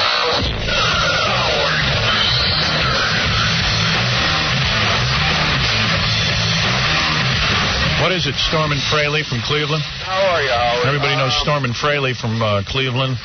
Yeah. Cuyahoga County here. Do you live in Cuyahoga? Yes, I do, sir. Oh, cool. And we're going for Slewinski. Good. Take all your friends. Are you a registered Democrat? Yes, I am, sir. So you can vote in the polls? Yep. I mean the primary? Oh, That's cool. next Tuesday, right? Yeah. Cool. I'll keep airing reminders. Yeah, if you want to rally to go against this McGinty. Hell, I don't need a rally. I just need people to go vote. Vote. Cool. Okay, man? Looks like it's payback's a bitch for McGinty. I hope so. Let's make it happen. Thank you. See ya. Guy thought I was going to forget. I don't forget. I never forget. You're like an elephant. Yeah, I really am. Look at me. I got my shirt off. I'm like an elephant. I'm doing the show with my shirt off. You look naked to me. Because I can only see you from the chest up. I can't take it. It is 100 degrees in here. And I know now that I've said that, it's going to be 0 degrees soon. Well, all I know is Tom asked you 50 times what your favorite temperature was. Yeah, well, I don't know. I just need it a little bit cooler. Isn't it? No. Whatever temperature this is, it's not my favorite. Never. Yeah. Rebecca, go ahead. Oh, hi, Howard? Yep. Okay, I'm just wondering, you brought up about the natural breast thing, the enhancement that you can take the pills. Yeah. Yeah. Are you going to be doing anything with anyone on the show to see if it works? Didn't a bunch of people who called us the other day say they were going to come up here and give us a demonstration or something? We ought to take one of the flatter girls that we know. Well, we should have it all together. They were supposed to come up and bring us before and after pictures. Yeah. We'll get the product and put somebody on it. Yeah, we'll try it. Well, because I pulled up their webpage, and it seems as though all the women are gaining 2 inches around their back. So there's got to be some weight gain to it. 2 inches around your back? Well, yeah, because one of the ladies had gone up from a 34A to a 36C, and I don't understand why her back's gotten bigger. There is a drug, they say it's all natural, called Urtic. Yeah, it's supposed to be herbal. Yeah, it's supposed to be herbal, and women are claiming that their breasts are going from A cup to sometimes as high as a C or a D. That's right, but ever since you brought it up, I've seen it everywhere. Mind you, I'm in Ontario, and you can't get it here. Fred's on it. His breasts are huge. I can't even begin to tell you how big they've gotten. Is that right? Yeah, it's pretty amazing. I have a sunken chest, so anything will help. You have a sunken chest? No, I'm a pirate's dream of a sunken chest. Oh, really? That's right. Why don't you go on the, why don't you get implants? They're very expensive. Mm-hmm. So, All right, cool. Thank you, Howard. Thank you. Bye. Isn't life weird? Yesterday I'm watching Ricky Lake, I guess, in the afternoon, and they had a whole bunch of women on there with, double H and double F breasts, who, are tired of being harassed by people. Yeah. And they can't get rid of what they've got, and these people need breasts, and they can't get them either. It's crazy. It's a crazy world when you see guys come in here with absolutely no penis, and then you see guys with, Johnny Watt Holmes with way too much penis. It's ridiculous. Kate, go ahead quickly, because we have to get to news. Nothing makes any sense. Nothing, Robin. Yes, Kate. I went to Dr. Smith. Who is Dr. Smith? Your friend Dr. Smith on St. George Island. Oh, that guy. Does the breast down there? Yes. How'd it turn out? Excellent. No kidding. You know what? For all the women out there that think they need to go to a double D just from breast implants, it's not true. I went from a B to a C, and it's excellent. 10 days post-op, and I feel great. Really, I would go from a B to a D. Why would you do that, Howard? Because if I was getting the implants, I'd want to have nice big cans. A C is perfectly fine. Is it a full C bordering on a D? No, I didn't want to be on the cover of Playboy. I just wanted a nice natural uplift. You cannot even tell looking at me that they're implants. Maybe you're right. Because some of the girls get so big they look stretched. Yeah, they look like they're in pain. Yeah. He's excellent. If anybody out there that wants to get it done, it's worth the money. Save it up. Do what you have to do. You got the saline? I got the saline implants. And beautiful. Now, what was your problem? Why were you just small? Well, naturally, I was always a size C, and then I breastfed my child, and I reduced down to a B. Ooh. And not only that, they get like flapjacks. Well, when you reduce, the skin still stays. Yeah. Yeah, they were kind of not attractive, and Dr. Smith just knew what he was going to do. Good. That's good. I'm glad. I mean, I don't really know Dr. Smith all that well, but I've seen some of his work, and it looked pretty good to me. Yeah, he's a genius. Goes in through the belly button. He's been a surgeon for over 15 years. He knows what he's doing. Good. Okay, thanks. Thank you. How do I look at my shirt off, Robin? Am I looking busty? When you dreamt about me... Will you stop touching yourself? When you dreamt about me nude, was this what you were dreaming of? Rubbing his body. Why, do you wish you were touching it? No. Do you wish you want me to be tied up so you can touch? Was this what you were doing in the dream? No, I don't remember the dream. How am I looking, all right? You look good. Yeah, I look nice, right? Yeah. Better than Baba Booey. Oh, please. And he's a much younger man. Well, Baba then you can Booey. feel very Baba good Booey. about yourself. I wonder how Robin Brzezinski feels about me with my shirt off. Oh, you should ask her. Where is she? She's probably looking at you right now. She looks good today? She's got that schoolgirl look. She's got the ponytail. But she's into that. The short skirt. She's lost quite a bit of weight. Yeah, she looks good. Yeah. Why don't you do her, Jackie, if you're so hot for her? I love her. I love her. Oh, look at Robin. Oh. That's not a schoolgirl look. That's not a nice dress. I thought she had on a plaid skirt and a white shirt. Robin, what did you lose, about 30 pounds? Maybe? When she gets a boyfriend, she loses Well, weight. yeah. Is that what it is? Most women are the opposite. They don't have a boyfriend. And they lose weight. And they lose weight. You get a boyfriend, and you've lost a lot of weight. Well, I'll probably plump up again because I lost my boyfriend. Oh, you did? What, the Greek guy? No. No. Which one? The New York one. Oh, the New York one. Oh, Oh. How'd you lose him? You know what? I don't know. It just kind of wasn't working. And the funny thing is our first date was on the Night of the Rainforest concert, and we broke up last night. Oh, dear. A full year. Easy come, easy go. Did you break up? Are you crying about it? No. Oh, you look like you're crying. No, I'm all right. You are? Yeah. I mean, don't cry over a man. No, there's... Jeez. What should you cry over, Howard? Money. Money, yeah. James Taylor. James Taylor, at least. You look like you're getting sad. No, that looks fine. I'm okay. So a year ago you met him did you go to the rainforest with him last night? Didn't. You did not. You were supposed to go. Yeah. And you broke up. Yeah. Yuck. She was going to break up with him last week, but then she saw the small penis contest and figured there wasn't a lot out. Yeah, that dating pool Really? is real scary. Does he have a much bigger penis? He's got a nice wiener. He does. Yeah. Good. Well, don't advertise it for him. Jeez. Hey, baby, you don't even flirt with me anymore. Am I looking bad or something? No, you look great. Really? How am I looking, don't see okay? you very often. What do you think? Yeah, but Not bad. we were worried about your mental health when all of a sudden we looked on the monitors and saw you Naked? Yeah, no, it's so hot in here. Do you feel the heat? I'm comfortable. Am I looking okay for you? You look great. You look really great. Thank you. Especially when you pose. When you're posing for us like See, when I stand like this, I'm a lot more massive. What is Well, it's my most muscular pose. I don't want this on E, by the way. Me naked. Kay Einziger. I think everybody should get to see this. No. I got to look at it. Don't want it on. Okay. You're attracted to me with my shirt off? Absolutely. Really? You look great. Really? You look great. Hmm. You tell you've been working out. Yeah, I've been trying. Kathy Tobin and I were in the back looking at you. Really? Admiring your physique. Kathy Tobin, too? Yeah. And what did she say? She said you look great. Well, get her in here then. Kathy. Come in and make a testimonial. I'm in better shape than Jackie, right? Well, of course. But you look at my body's more attractive, right? Huh? My body's more attractive than Jackie. Tall and thin, like you said, like Jesus. Yeah. You have a beautiful body like Beautiful like Jesus. And a lot of girls were raised with pictures of Jesus in their bedroom. That's the body type they That's want. right. Where's Kathy? But I don't have a better body than Fred, right? I don't know. I haven't. You know, I did see Fred. Tell Fred to take off his shirt. Fred, take off your shirt. Come on. You love taking your shirt off. That means Fred is not in his greatest shape I'm right not. now. You both have beautiful bodies. Both of Really? you. Yeah. Where's Kathy Tobin to tell me how Yeah, she you feels? need all the praise you can get. Yeah. All right, forget it. Okay. Yeah, you're looking good, too. Well, thank you. You'll find another guy who's better. Yeah, right. Oh, I mean, stop yeah, it. you will. What's wrong with you? No, you will. You will. She is. Oh, hey, Kathy, I'm looking good? Here, put on the microphone. Get on the microphone. No, she's coming to look. coming to look. Kathy's got to get a good eyeful. Yeah. What do you think, Kathy? I think you look pretty good. You've been working a lot, right? Yeah, I've been working out. Rob and I were talking about you. Yeah. Mm-hmm. Yeah. Yeah. Nice tight chest. Right? You All right. want him? I think she does. Get crazy, Rob. Why not? What's wrong with wanting me? I'm so bad?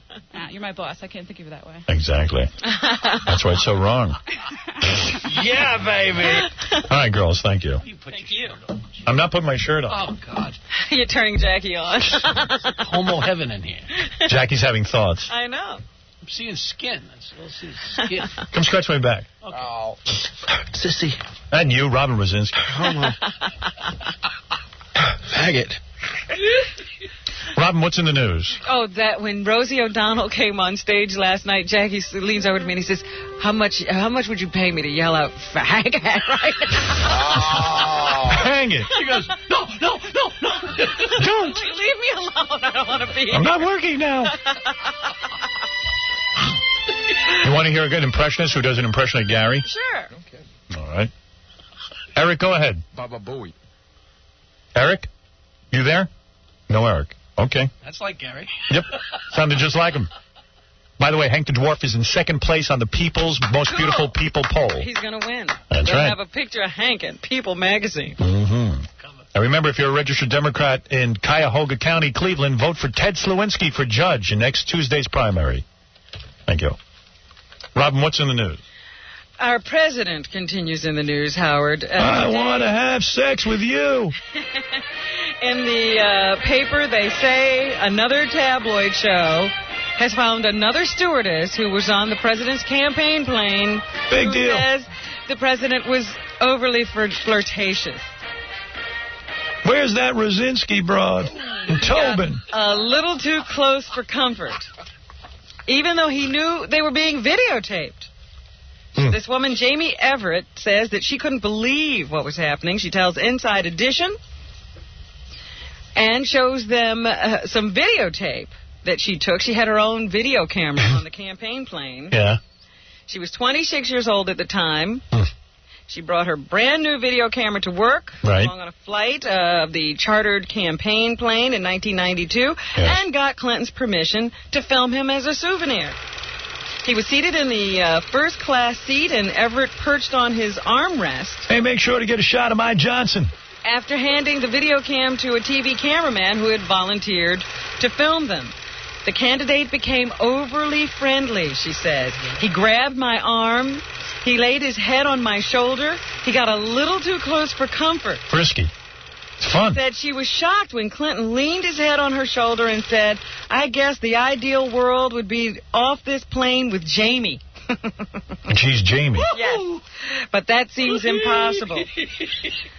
So you just take what comes in this life, and that's the way it is. I dream of Jeannie with the light brown hair, floating like a breeze on the summer air. I dream of Jamie with the light brown hair.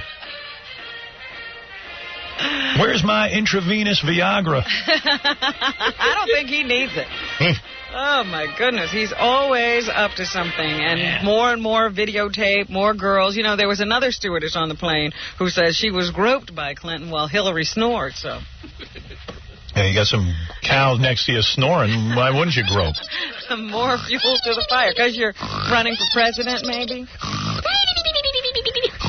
Meanwhile, yesterday the president tried to keep his mind on other things. He was at the White House concerned about the fact that we're losing the battle to keep teenagers from smoking.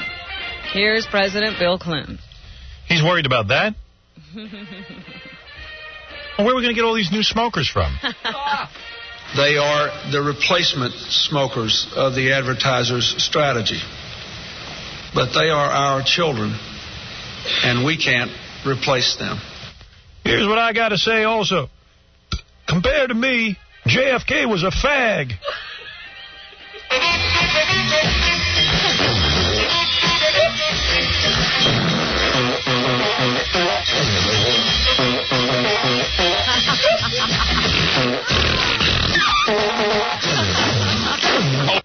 All right.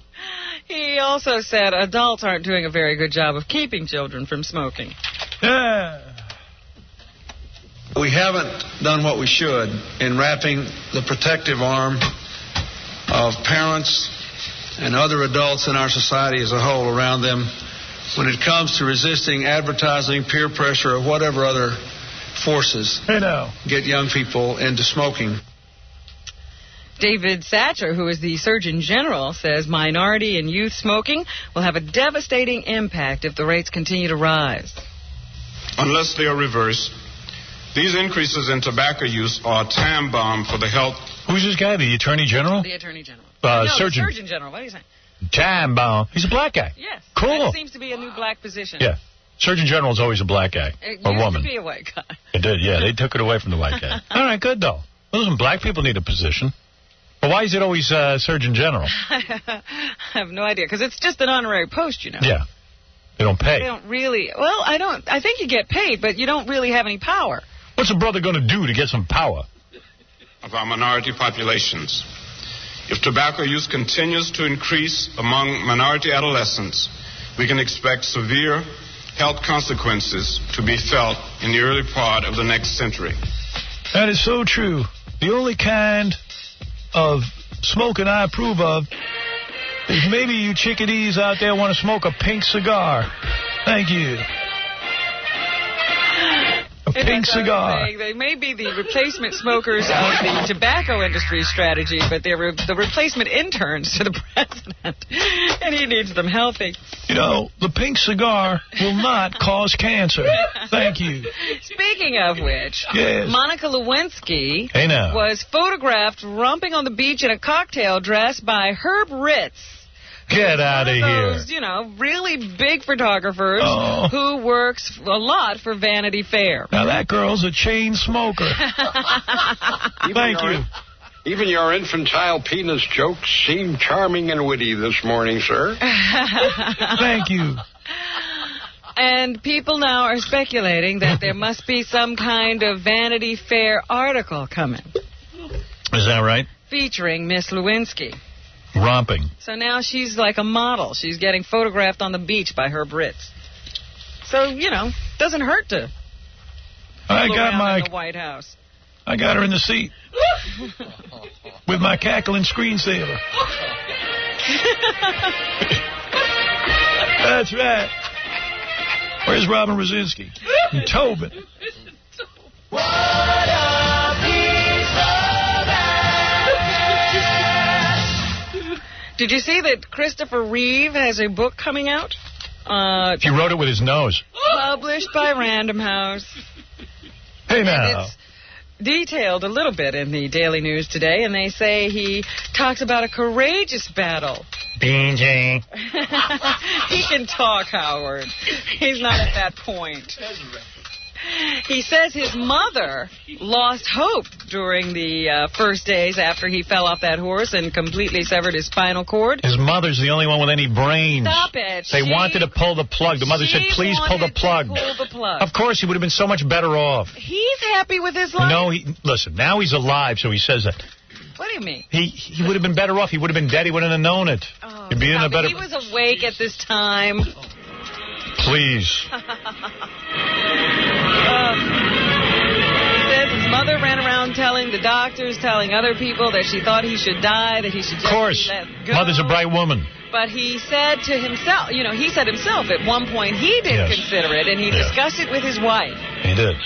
He said to his wife, maybe you should let me go. Those were some of the first words he mouthed to her. And she said, you know, I'll stand by any decision that you want because it's your life. But I just want you to know I'll be with you for the long haul. Can they give him some Viagra? Seriously. She said, you are still you, and I love you. And that's when he decided to go on living. Then she said, blink if you're bored. And the book is called Still Me. Oh, please. He even recounts how he took a dangerous experimental drug in an effort to get well, was visited by a faith healer. Cool. Notice it didn't work. He said some of these episodes were very depressing. Yeah.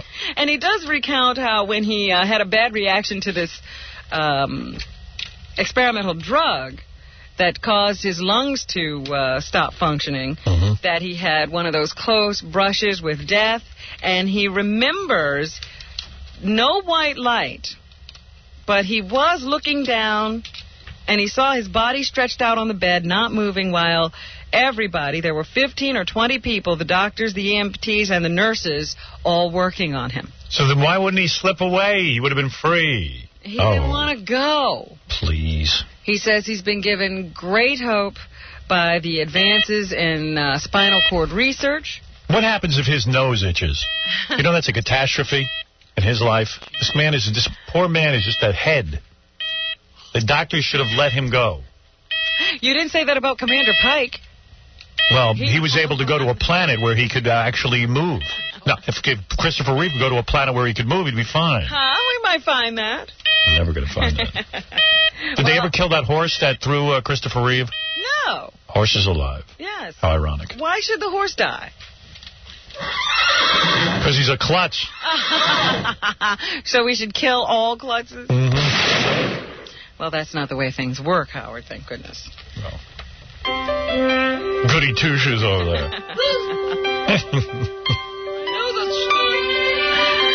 Two women who disappeared nearly 20 years ago with their father defended him yesterday as a loving father and an honorable man who sacrificed his life for them.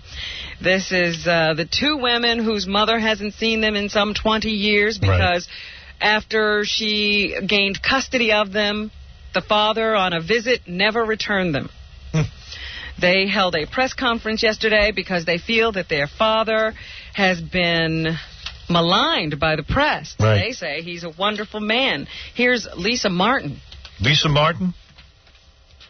Here's Lisa Martin, everybody. I believe that my father gave up his life for Rachel and I for the sole purpose of protecting us. Yeah, well, you're brainwashed. And here's Rachel Martin. The media has portrayed my father as everything from a gold-digging playboy to a thief, and I am here to tell you that that is simply not true. They say he was the best father, mother, friend, counselor that anybody could have had. It is rare that a child gets to show the love and devotion that is shown to her by a parent. And so I will stand proudly by my father, as he has done so often for my sister and I. They wouldn't be reading a lawyer's statement, would they? All I know is that these young women have still refused to see their mother. Their father took off with them and moved them to Florida, changed all of their identities. He's now in his 4th marriage. They say that they lived a very modest life until he remarried some woman, I guess, who had some money. And now he's married to another woman. You know, that marriage failed, and then he went on to marry someone else. He's told friends down in Florida that he was a former worker with the CIA, had a think tank in Washington, and was on the faculty at Harvard Law School. But none of that seems to be true. Funny, I tell my kids the same thing. Guy's name is Stephen Fagan. He's 56 years old, and he's charged with kidnapping. I tell my kids I'm the president of CBS television. Do you want to know about the last episode of Seinfeld? Yeah, what is it? They say now that one of the key elements of the last episode is that they all review their lost relationships and the stupid things they've done to ruin relationships, and they realize finally that the only people they can really be with forever is each other. And in the episode, Kramer apparently swallows a key, and that's, you know, part of why all the shenanigans are going on and why everyone's reflecting. I was hoping Jerry would have sex with George in the final episode. Well, maybe. I don't think that's going to happen. You brought this up earlier. Coco the gorilla went online last night and had an America Online chat with people. Yeah, but he doesn't have his own webpage. Here's Dr. Penny Patterson, who has been working with the gorilla to teach it to communicate for some 20 years. She says Coco is popular on the Internet because she shares Internet users' concerns. She's different. She's overweight. She's a gal who doesn't have a guy. I got to tell you something. They interviewed these kids. They all went on the Internet to interview Coco, the gorilla, and the kids were complaining. The kids were saying, yeah, you know, the gorilla didn't say anything all that much. I'm like, you little bastards. You little stupid idiots. You little stupid idiots. That's a gorilla. The gorilla was able to answer some questions. You know, That's amazing. They're mad because the gorilla didn't tell jokes.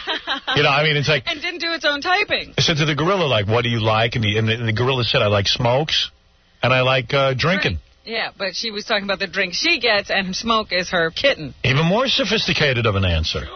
I mean, that's a fantastic answer. The fact that the gorilla could even say, they're like, well, some of the questions he didn't even have answers for. Yeah, the concept of like is amazing that the gorilla grasped that. You little filthy bastards. I'd like to come down there and teach you a lesson. Right, my Robin? Spoiled brat. You little spoiled animals. Just had it with all of you. Well, you know how animal lovers get all crazy. But do they get crazy about rats? Yes. They do? Yeah. Animal lovers don't want you experimenting on rats. Can you imagine? You could cure cancer by experimenting on rats. They don't want you to experiment on them. I didn't know that rats were part of the argument. Because I just wondered about this. They sent a whole bunch of insects and rats up in space on the shuttle. Of course. This last voyage. And they now say about half of the baby rats aboard the space shuttle have died. So big deal. I was wondering if there were going to be protests of course. at the landing because they've killed all these rats. No animal deserves to die. Remember well, then I'll send you in space. Remember U.S. Open Source? This is terrible. Yeah, we had Vinny D'Amico was going to swallow a mouse. Yes. Live with olive oil. Right. And they came down and they almost shut us down at the Nassau Coliseum. Right, they were chasing us around. I'm doing a show with 20,000 people. I got to go meet with the marshal from the ASPCA. I'm like, what is the problem? If you swallow with olive oil, if you swallow a live mouse, we're hauling you in. That's apparently inhumane. Yeah. I said, it's a mouse. We spend all day stomping on their heads and killing them. They're vermin. Well, it's inhuman.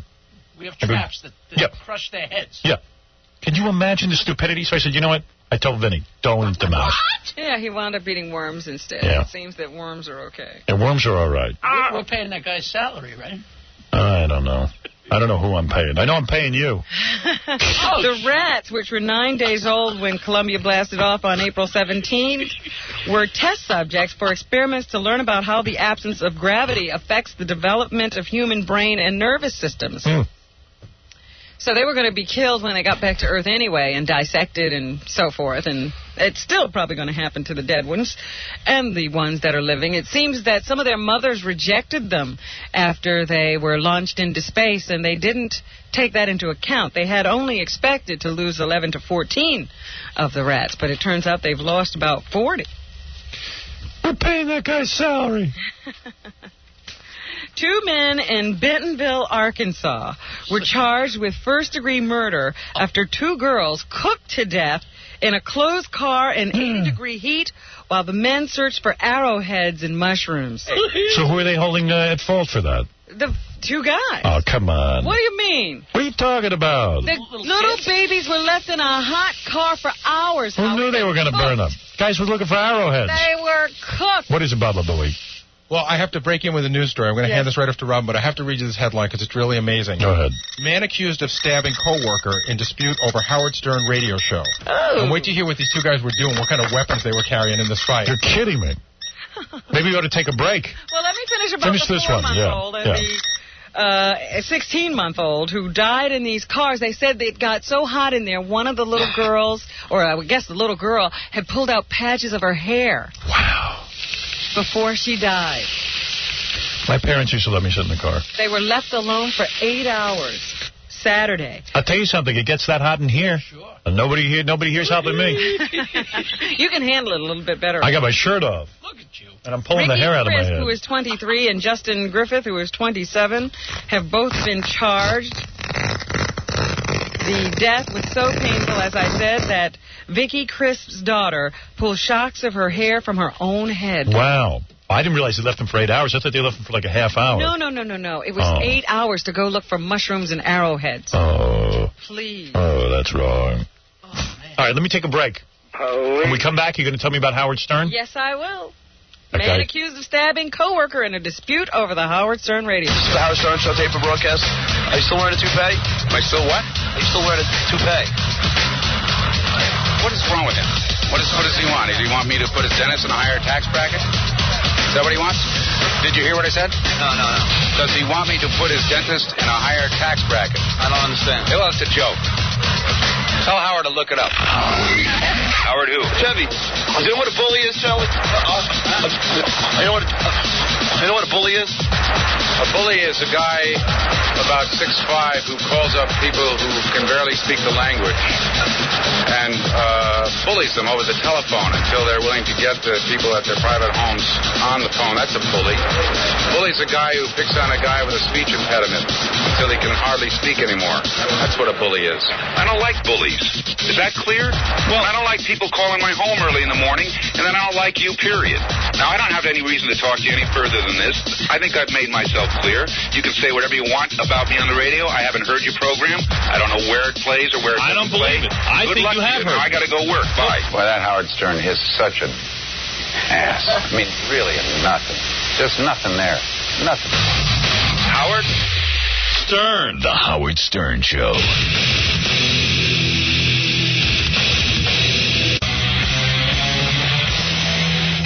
We're back with a man who single-handedly saved over 500,000 New Year's Eve parties.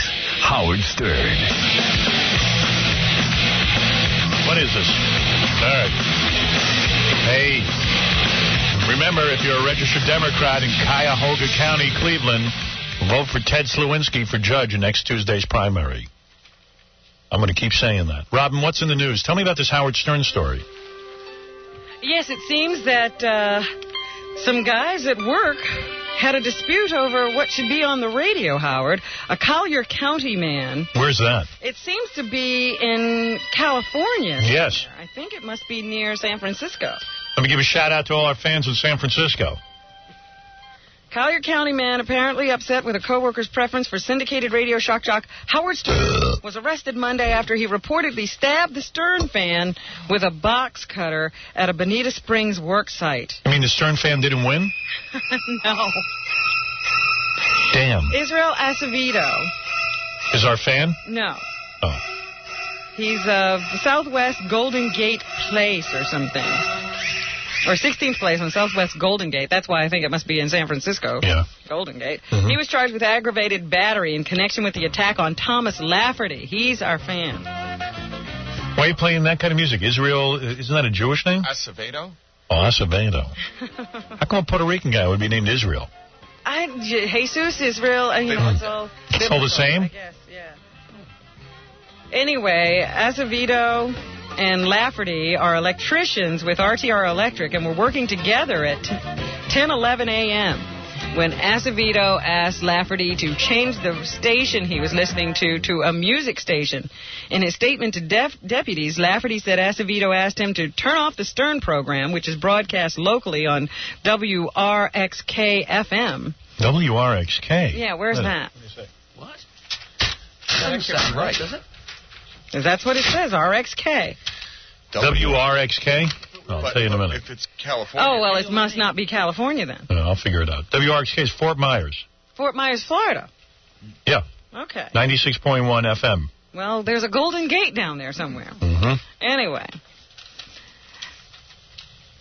So anyway, he was listening to that station, and Acevedo said in his statement that he asked the guy to change the radio to a music station. When Lafferty refused, police say an argument ensued, and Acevedo picked up a pair of bolt cutters and threatened Lafferty. Wow.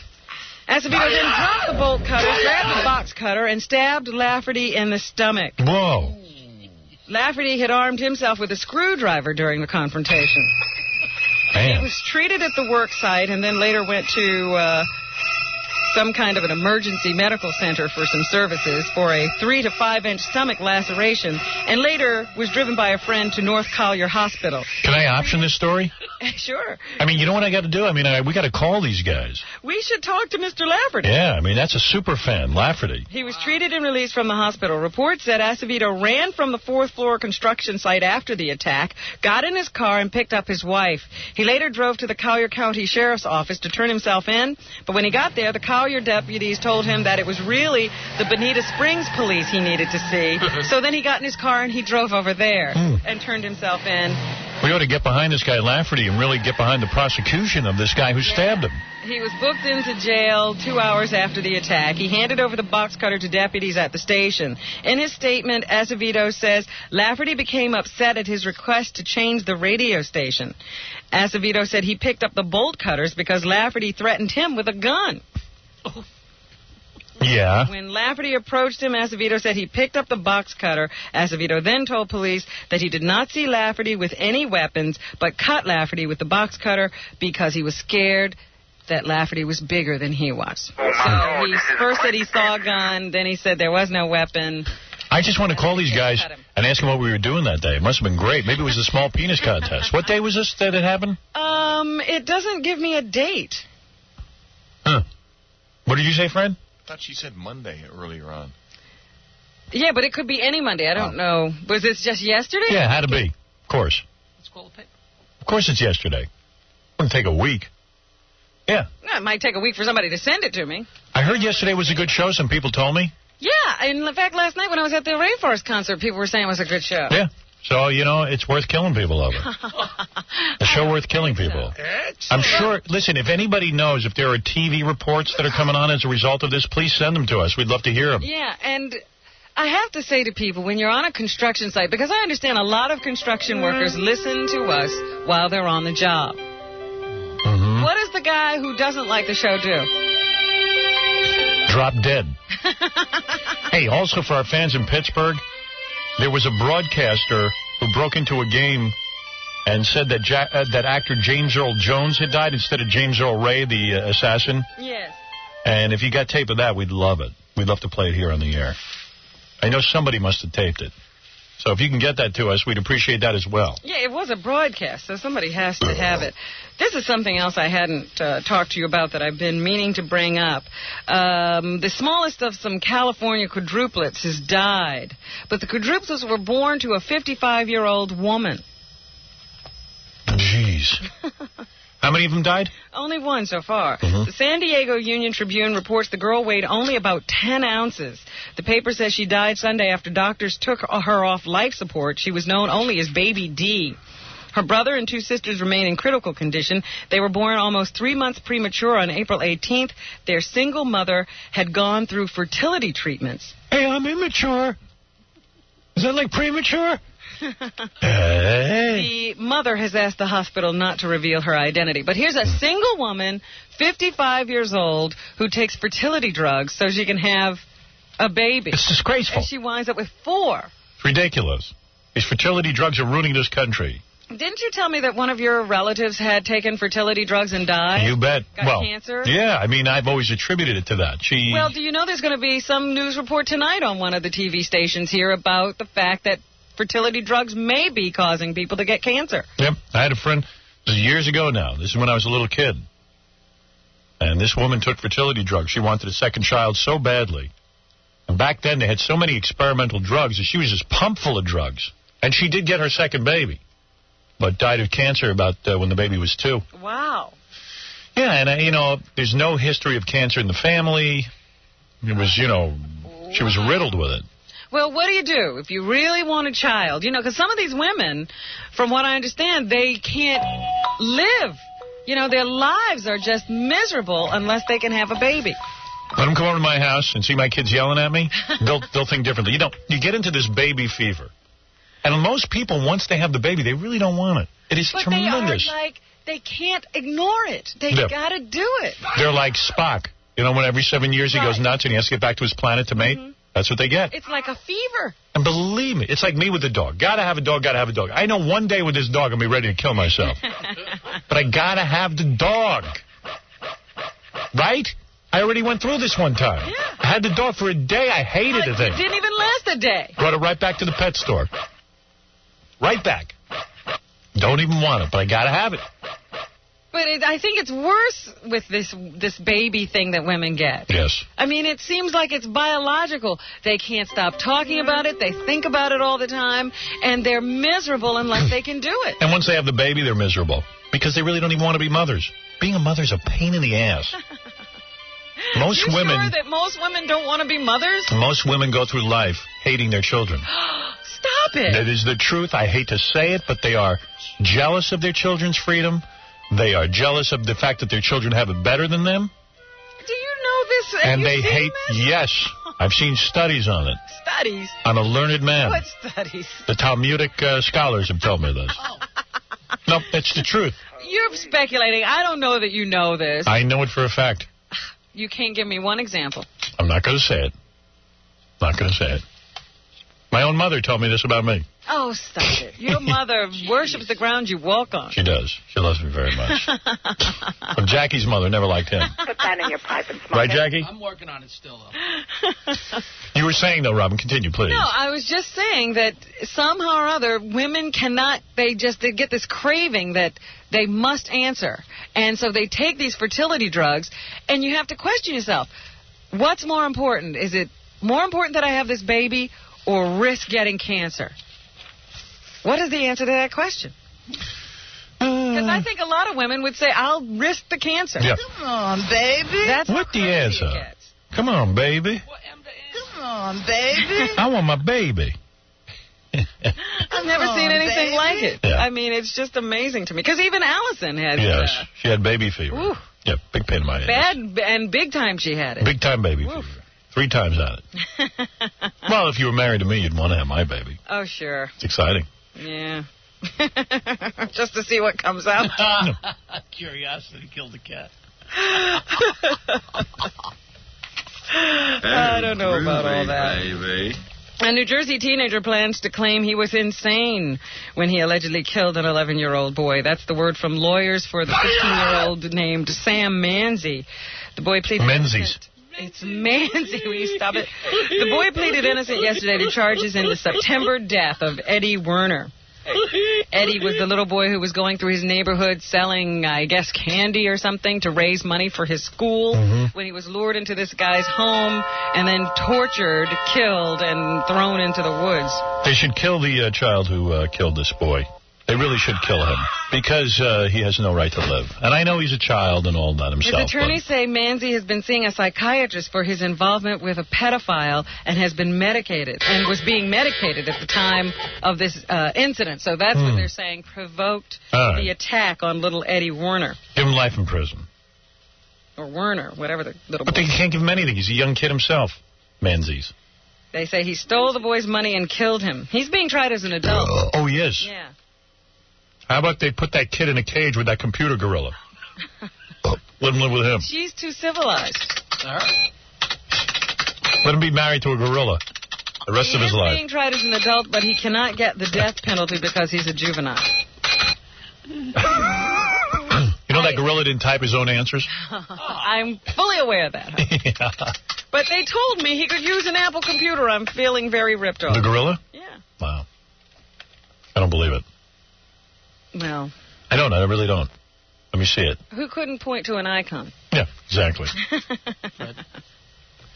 What else is in the news, Rob? Another question for you. They say organ donor hotlines have been jammed after Sunday night showing of the television movie Nicholas's Gift. I didn't watch it. The movie's about the death of a 7-year-old boy, Nicholas Green of Bodega Bay, California. The boy was killed while vacationing in Italy, and his organs were donated to Italian patients. The Coalition on Donation is a national umbrella organization representing 50 organizations. It says it's logged 1,100 calls in a single hour after the movie ended. Good. What are these people calling about? Don't take my organs. They want to donate organs? Don't you know you have to die to do that? Mine are so precious. No, I think it's a good thing that people donate their organs. So you might get one, but you're not donating. Yeah, I want one. You would never donate anything, would you? I'm leaving my balls to charity. Now that's a penis. What if one of your kids needed a kidney and you were the only one compatible? I wouldn't do it. I wouldn't give it to him. That's so rude. What? I would not give him my kidney. I'm going on record right now. No, I am not crazy. You wouldn't give your own daughter? No. I would let them die. That is true. These kids are on their own. I told them that right from the beginning. I said, I love my kidneys. I'm not looking to give them to anybody. I do. I love them. I don't want to give up anything. I don't want to be operated on. It's life's lesson. Everyone's on their own. You ever see in the animal kingdom, the tiger raises the kids for 2 years, and then they're on their own. But haven't you seen those stories where a brother or a sister... Yes, that I approve of. Huh? The sisters can give up their own organs. I'm not afraid. A family that even had a baby so they could have a donor for their daughter. I would not do that. You wouldn't even have another child. That's all made up in Hollywood, my darling. No, that was a true story. Don't believe it. Propaganda. No, I am not giving my kidneys up to anybody. F everybody. These are mine, and I want them. I'm not looking to have invasive procedures. I can't believe you. It's true. I told the kids that. You're sitting there 1 minute, you say you'd kill any animal to save your child's life. That's true. An animal, that's not me. But you wouldn't give up a kidney. No. No, I would not give up my kidney. They're attached to me. All of my organs are attached to me, and Fred is attached to me. I wouldn't give him up either. He has a whole set of spare organs right there. No, I'd have Fred's kidneys donated to my kids, both of them. That's why I have Fred. I got to keep one. Fred is your organ. I'm all for cloning. I'm all for all this stuff if they can provide organs for people. You would do this. You're lying. No, not lying. Would not do it. You are lying. My wife would do it. No, she's not compatible. You're not kidding. A former stripper has been charged with raping a 14-year-old boy after the two allegedly had consensual sex. Who had consensual sex? Imagine this. A stripper comes to you. You're 14 years old. Go ahead. A stripper? Stripper A comes 14-year-old to you stripper. and wants to have sex with you. Oh, man, that's a tough one. Where do you get a 14-year-old stripper? No, it's not. The stripper slept with a 14-year-old boy. Oh, I see. Yeah. Oh, that's great. Oh, stop it. Pass the Viagra. 22-year-old Tanya O'Neill of Half Moon in Saratoga County has been charged with third-degree rape after an investigation began when the boy's parents went to police with the allegations.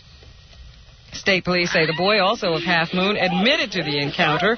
The Troy Record reports that O'Neill is a former stripper. Although police could not confirm her occupation, O'Neill is free on $5,000 bail and is due back in court next week. It is freezing in here. Oh, I thought you were hot. Well, yeah. As soon as I say that, they lower the temperature to 0. Right? Is it freezing, guys? What is it with that? They can't get it right. It's freezing now. They adjust it with an axe? Oh, I'm ready to pass out. It's so cold. My body temperature is going rapidly in different directions. Oh, You know, yeah, the whole- I see you've put back on your clothes. Oh, my clothes. I'm putting on my coat. The whole audience thinks we're kidding when we're talking. No, I'm not. They think, oh, that's so funny, that goofing around about the temperature of the stew. I'm shaking. That's how bad it is. I don't know how to help you. Put me on Viagra. What's that going to do with the temperature? I don't know, but I need to get aroused.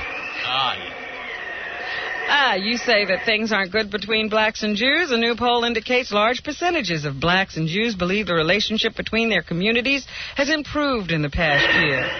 Yeah, just because they haven't killed each other.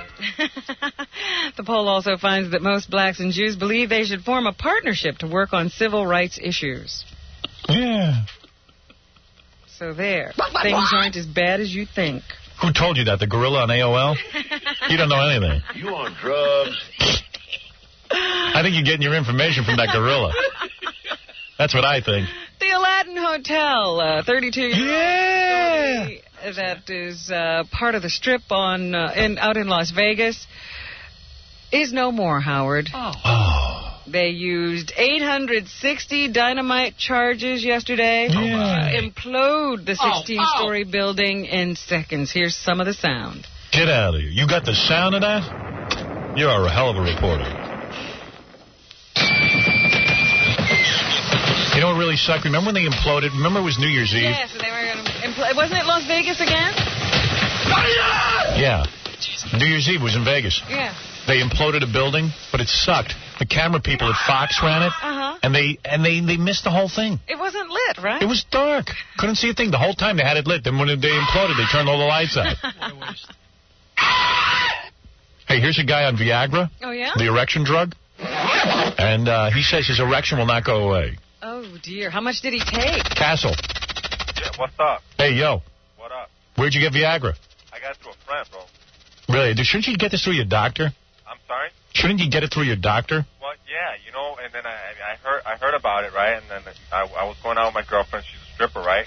Right. I'm coming from Chicago. But do you have any problem getting an erection? Sometimes I do, sometimes I don't. Oh, but it's not medical. No, it's not medical. Maybe you're a homo. No, I'm not a homo, man. Well, why are all these guys having trouble? How old are you? Sorry? How old are you? I'm 22. Yeah. Why is a 22-year-old with a stripper possible, is having trouble getting an erection? Well, I guess I have too much sex. Nah. Clear. How much sex do you have? I'm sorry? How much sex do you have? With her or with others? Anybody. I mean, how many times a day are you having an ejaculation? Twice. Twice? And you think that's a lot? Dude, I'm 44. I can handle that. Oh, come on, Howard. I'm being serious. And so you got this Viagra from a friend. What's he got it for? What's he got it for? Yeah.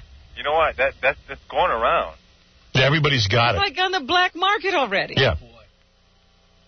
So you took it, now it won't go away? I haven't been able to.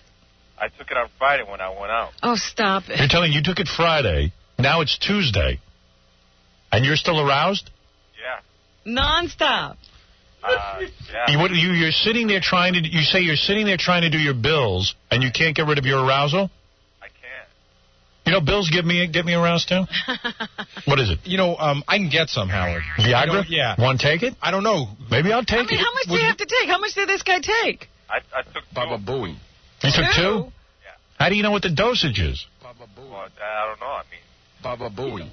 I'm thinking of taking a hit myself. Like I need it. See. I'll be walking around all day with a rouse. Well, I originally thought it didn't help people who were healthy. Now it sounds like it'll do anything. Yeah, because it increases blood flow to your penis. Right. And to your vagina. A lot of women are taking it now. Well, maybe we should get it and all take. Should we all take it one morning? Why don't we take and go to Scores? I'm not going to waste it. Oh, I'm not going to Scores. What? Can I go to Scores with you guys? Shut up. All right, I'm going to get it. You're going to get it? Yeah. Okay. Oh, jeez. Jackie, you going to take it? You guys take it. Sure. Jackie, take anything. I'm Take afraid it here, to though. take it. I'm so Just horny. take it here. Yeah, I'm so horny. What do I need that for? Howard. Well, Yeah. just to see what it I can get it does. for you, bro. What? I can get it. No, we're going to We can get it. No, we don't want your Dude, we could score our own Viagra. We don't need you. Dude, I can't get rid of it. What do I do? I don't know. You know, that's kind of scary. I'm not going to go on that. See, I'm not good at taking drugs. I know, because you'll think something's wrong with you. You'll probably never be able to do it naturally again. Exactly. My penis will break. Everything you do is enhanced. Yeah. So if it gets guys excited, it'll make insane. You know what'll be funny? He'll take Viagra and he'll get paranoid. Yeah. I'll bum out. Hey, Robin, you're a doctor, right? No, I'm no doctor. Pretty close. Dr. Robin. I mean, if I had... That's right. I don't think you said, wait a second. What is it? You say you took Viagra and then you smoked some weed? Well, yeah. Oh, you didn't say that. How many more drugs are you on? Wait, you took Viagra, two hits of Viagra, and then you smoked weed. Yeah, every day. Every day? Well, wait a minute. How many Viagra did you take? Two a day? 2. Or just 2? Just 2 on Friday, that's it. Oh. And you're saying since Friday you've been aroused? Yeah. Well, that's what you wanted. Oh, man. Because guys aren't even using this right. I was talking to my doctor the other day about it. Remember what he was talking about? What did he say? He said one patient took 4 of them. Oh. And I said, what happened to the guy? He said the guy just had to, wait it out. See, that's what you're going to have to do. But it seems like you're getting quite a reaction. Yeah, it's like when I took acid, I had to wait it out for like a day. Yeah, that's what it feels like. Dude, are you sleeping with a kickstand? What do you do if you roll over? I don't know. That's going to be painful being aroused since Friday? Right. There's a medical term for that. Yeah. It's called priapatia. Priapism? Priapism, yeah. Priapatia Lee. And you have to go to the hospital. That's the porn star. Yeah, you better go to a doctor. Dude, I'd go to a doctor. I tried, because, I also go to school, so, it's hard, going to school. Yeah, go to that little clinic they have at school. You got a hot little girlfriend who's a stripper, man, and you're taking Viagra? Yeah, man, you wouldn't believe it, man. Well, I wouldn't get much older if I were you. You have nothing to look forward to. You know what she did to me once, Howard? Dude, let me ask you something. Howard, you know what she did to me? No, but let me ask you something first. I know what you're going to ask. She went on vacation in New York, and she fell in love with one of those chicks over there, Scores. One of those girls out at Scores. Let me ask you a question. I don't care. Do me a favor. You're boring. After you finished with your girlfriend, after you had sex with her, you were still aroused? Yeah. It doesn't go away? No, I've been aroused. It's been up since, since Friday. Friday night, late Friday night. Yeah, I suffered from that once. It was called being 18. Even when I was 18, it went away for a few minutes. Gee, man, you better go to a doctor, dude. You got a problem. Dude, I feel so, No, don't be embarrassed. Yeah, nothing embarrassing about walking into the emergency room with a coat rack in your pants. Robert, you worked in emergency rooms, right? When a guy like that walks in... Well, I never had this happen. Right, but I'm saying, if a guy walks in with something weird, you don't laugh, and then all the nurses get together and Google it. Of course they do. Oh, of course, we talk about it later. Hey, dude, why don't you think about garbage? That's what I do. Nothing works. Guy's doing his bills. He's sitting there with aroused. Are you big? Yeah, I'm pretty big. Yeah, imagine him walking into the emergency room. That's funny. Yeah, you're going to have to wear a muumuu. You're going to have to wear what Rosie O'Donnell wore to the Rainforest concert last night. Big giant jogging outfit. Hey, I think I can guess how many jelly beans are in her head. Dude, you got more important things to worry about. Say, you have other things to worry about. All right, get out of here. Let's finish the news, Robin, because we want to get home. So we're going to get Viagra, huh? By the way, check out the E! Show tonight, celebrating breasts. Don't miss Who Has the Implant Test. Okay. Yeah. We were talking about President Clinton earlier. Here's Morgan Freeman. Morgan Freeman? President Clinton. What's he involved with? I don't know. He was just commenting on President Clinton the other day, and we have it on tape. That's the black actor. Yes, he's in the new movie Meteor, so he's probably out doing publicity for that. Okay, isn't he also in, what movie is he in? He's in the new movie Meteor, I think, isn't? Oh, Deep Impact. That's it, Deep Impact. Yeah, it must be something else called Meteor, but Deep Impact is the one he's in. He plays the president. Here he is commenting on Clinton. A black president? It's the future, Howard. The future? How many years into the future? Like 10 million years? Yes, we're all gone. Oh, good. I like him. I think he's a good president. All he has to do is be a good president. He doesn't have to have his pants on. I don't care. Deep guy. Well, the president can do the job without his pants on. Mm-hmm. So that's one president's take on another president. Yep.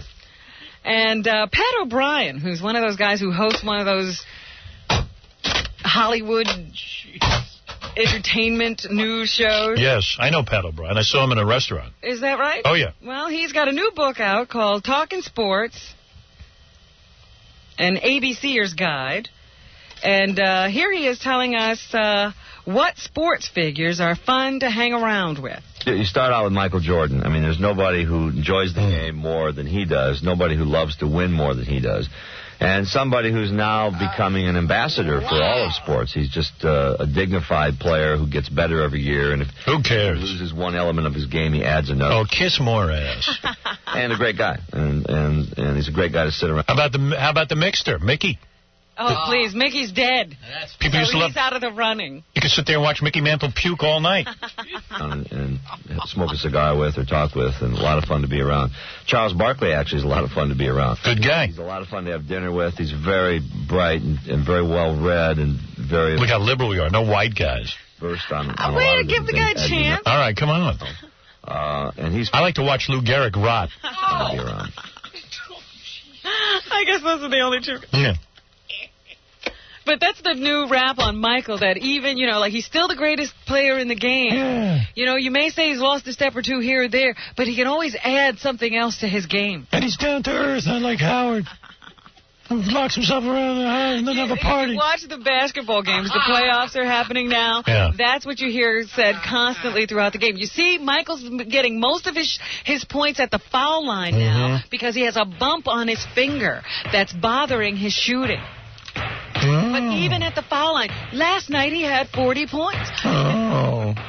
The Knicks beat Miami, didn't they? Yes, so it's even now.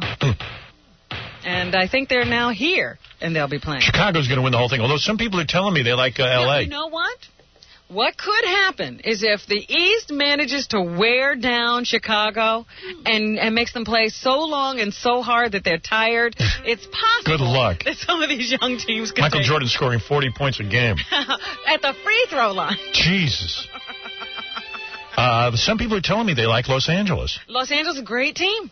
I've been watching L.A., though. I don't know. They always seem to have a little problem. I think Chicago can beat them. But they have a fast break game that can really put you away if they're going. I like Kobe. Kobe's great. Let me ask you something. What? Have they played each other in the regular season? Chicago and L.A.? Yeah. Sure. Okay, who won? I think Chicago. I'm not Chicago? sure. Anybody know? Not offhand, no. I don't know. I don't watch sports. I just smoke and take Viagra. Let me take a short break. We'll finish the news. All right. Okay. Stuttering John versus Larry King. You say that you knew Sandy Koufax. How about Amelia Earhart? Amelia Earhart, casually. The Easter Bunny? Frequently. You know what time it is? No. Isn't it time for you to propose? Don't lie about your name. How do you mean? Enjoy the book. Well, I'm just asking a question. Will you see Fault Man, Larry? What an entertainer you are, Larry. I want to marry you myself. You're listening to a man with only one wife, but a great sense of humor.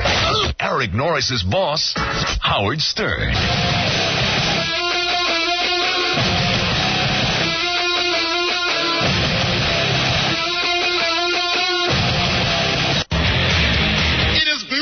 This it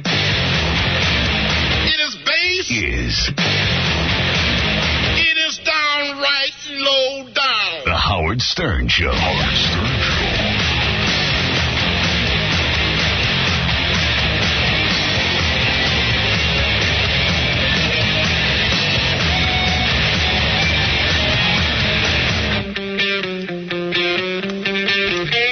This week, the E! Show celebrates the breast.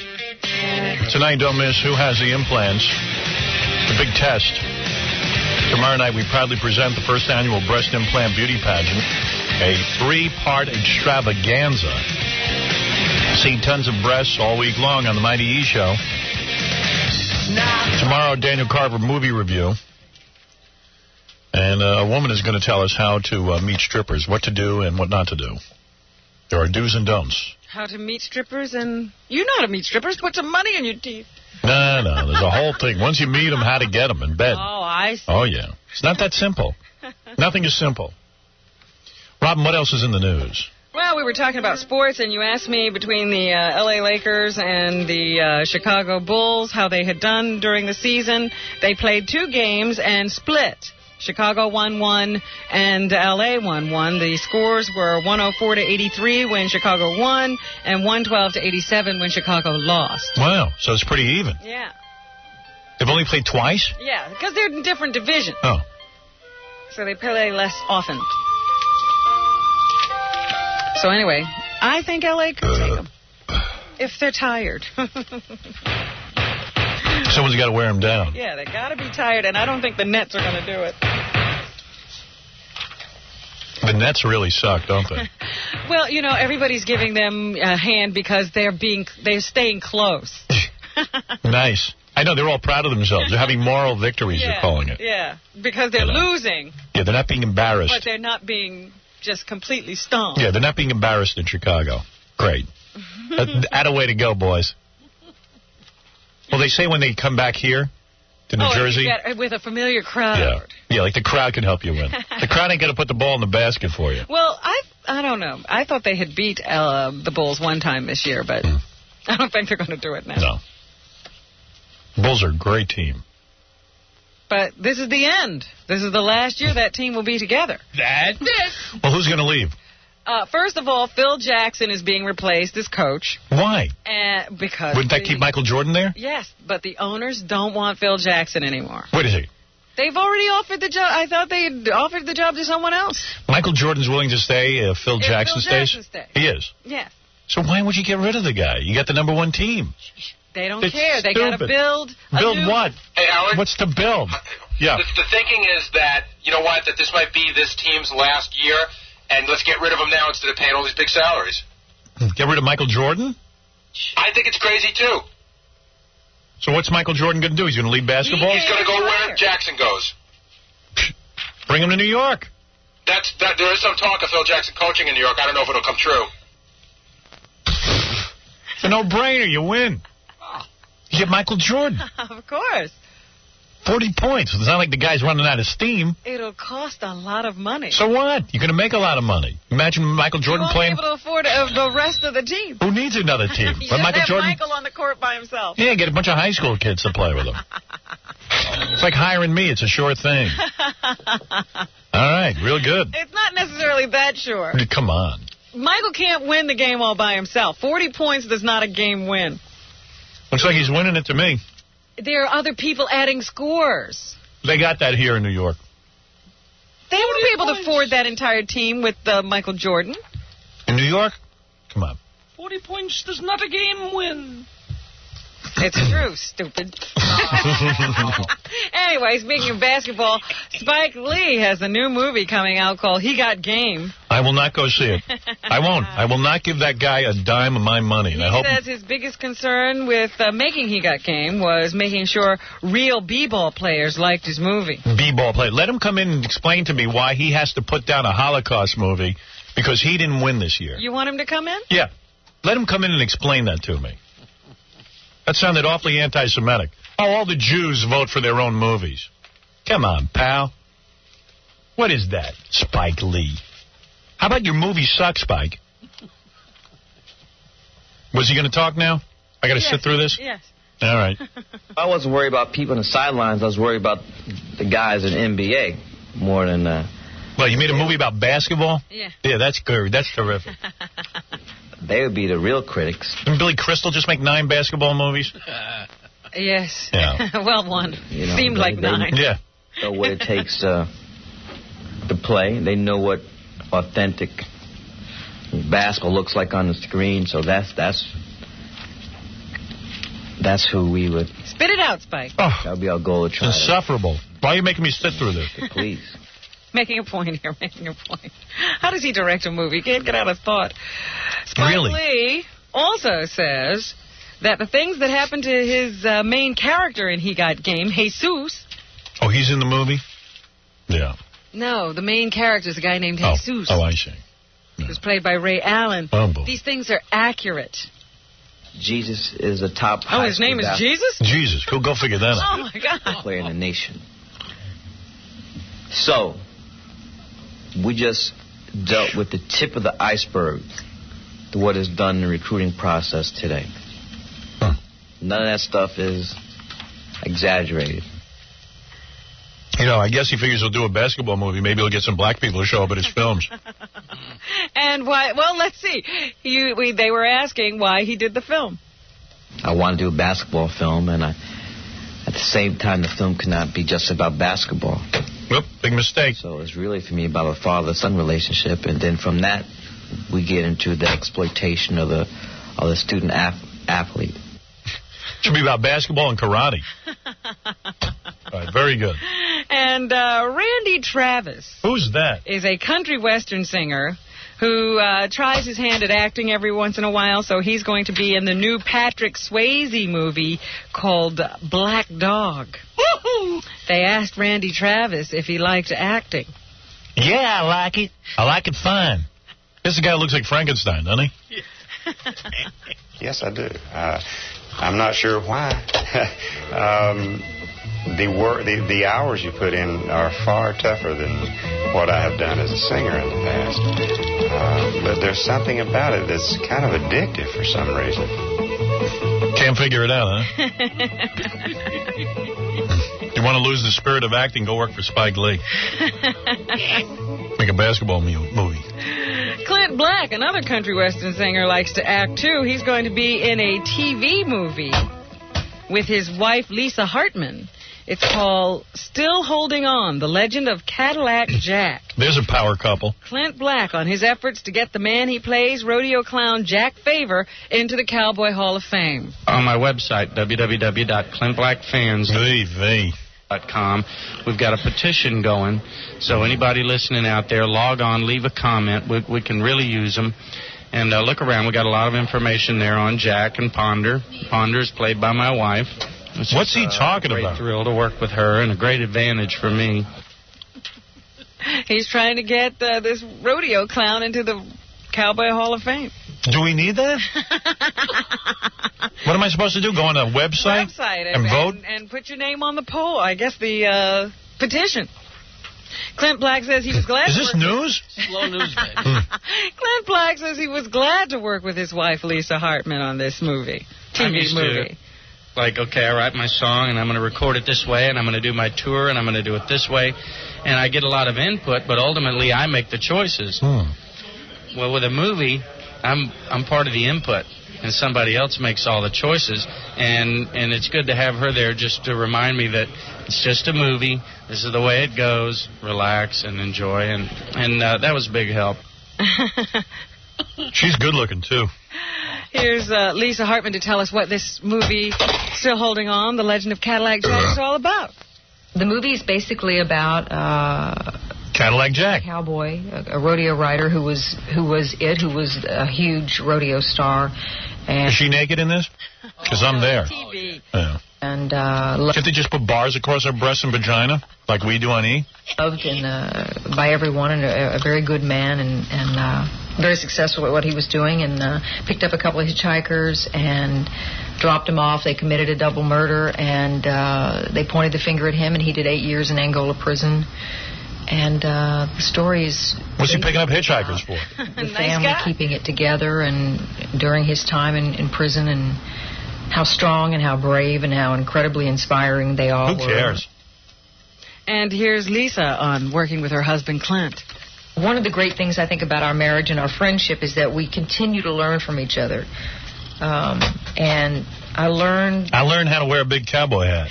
Things again from him, working with him. He's so creative and he's so interesting. You know, we would talk about certain scenes, and he'd say, "Well, what if da-da-da-da-da?" And you know, you hope that somebody you're working with will spark some interest, to make you look at something a different way or think about it. Because it's all about choices. You know, it's really endless. I think those two have a lot of time on their hands. No offense. So that's what's happening. Well, that was interesting, Robin. Thank you. Jackie Penthouse Joke Page Martling wants you to know that his Joke Button CD-ROM for Windows has over 330 filthy jokes. Only $12 plus $4 U.S. shipping. Free cackling screensaver. Buy two, get one free. Call 1-800-323-KING for Jackie this Friday and Saturday, May 1 and 2. At the Comedy Palace, go see Jackie live in Andover, Massachusetts. For information and tons of jokes, visit jokeland.com. And if you're a registered Democrat in Cuyahoga County, Cleveland, vote for Ted Slewinski for judge in next Tuesday's primary. Support the show and vote for Ted Slewinski. Get rid of Judge McGinty. Oh, also, my Jeopardy appearance could be coming on tonight. I'm not sure. They told me Thursday, but somebody called in and said it could be tonight. Yeah, check it out. Check out Jeopardy. Robin wins, which is nice. I played Stephen King and Regis Philbin. All week on the E! Show, breast. Meet Gary Dell'Abate at the New York City Hawks Arena football game at Madison Square Garden Monday, May 4th. Don't miss Stuttering John at the opening week at the Guitar Center store in Springfield, New Jersey, Friday night, May 8th. From 7 to 9 p.m. And vote for Hank on the poll, that people poll. Hank the Angry Drunken Dwarf. That's right. We want him to be one of the 50 most beautiful people. See you tomorrow with Daniel Carver and maybe the homeless game, the pussy game. Oh, stop it. You just make that up. No, I got a game. There's no game. Learn how to meet strippers, learn what to say to them to turn them on, and learn what not to say. Thank you.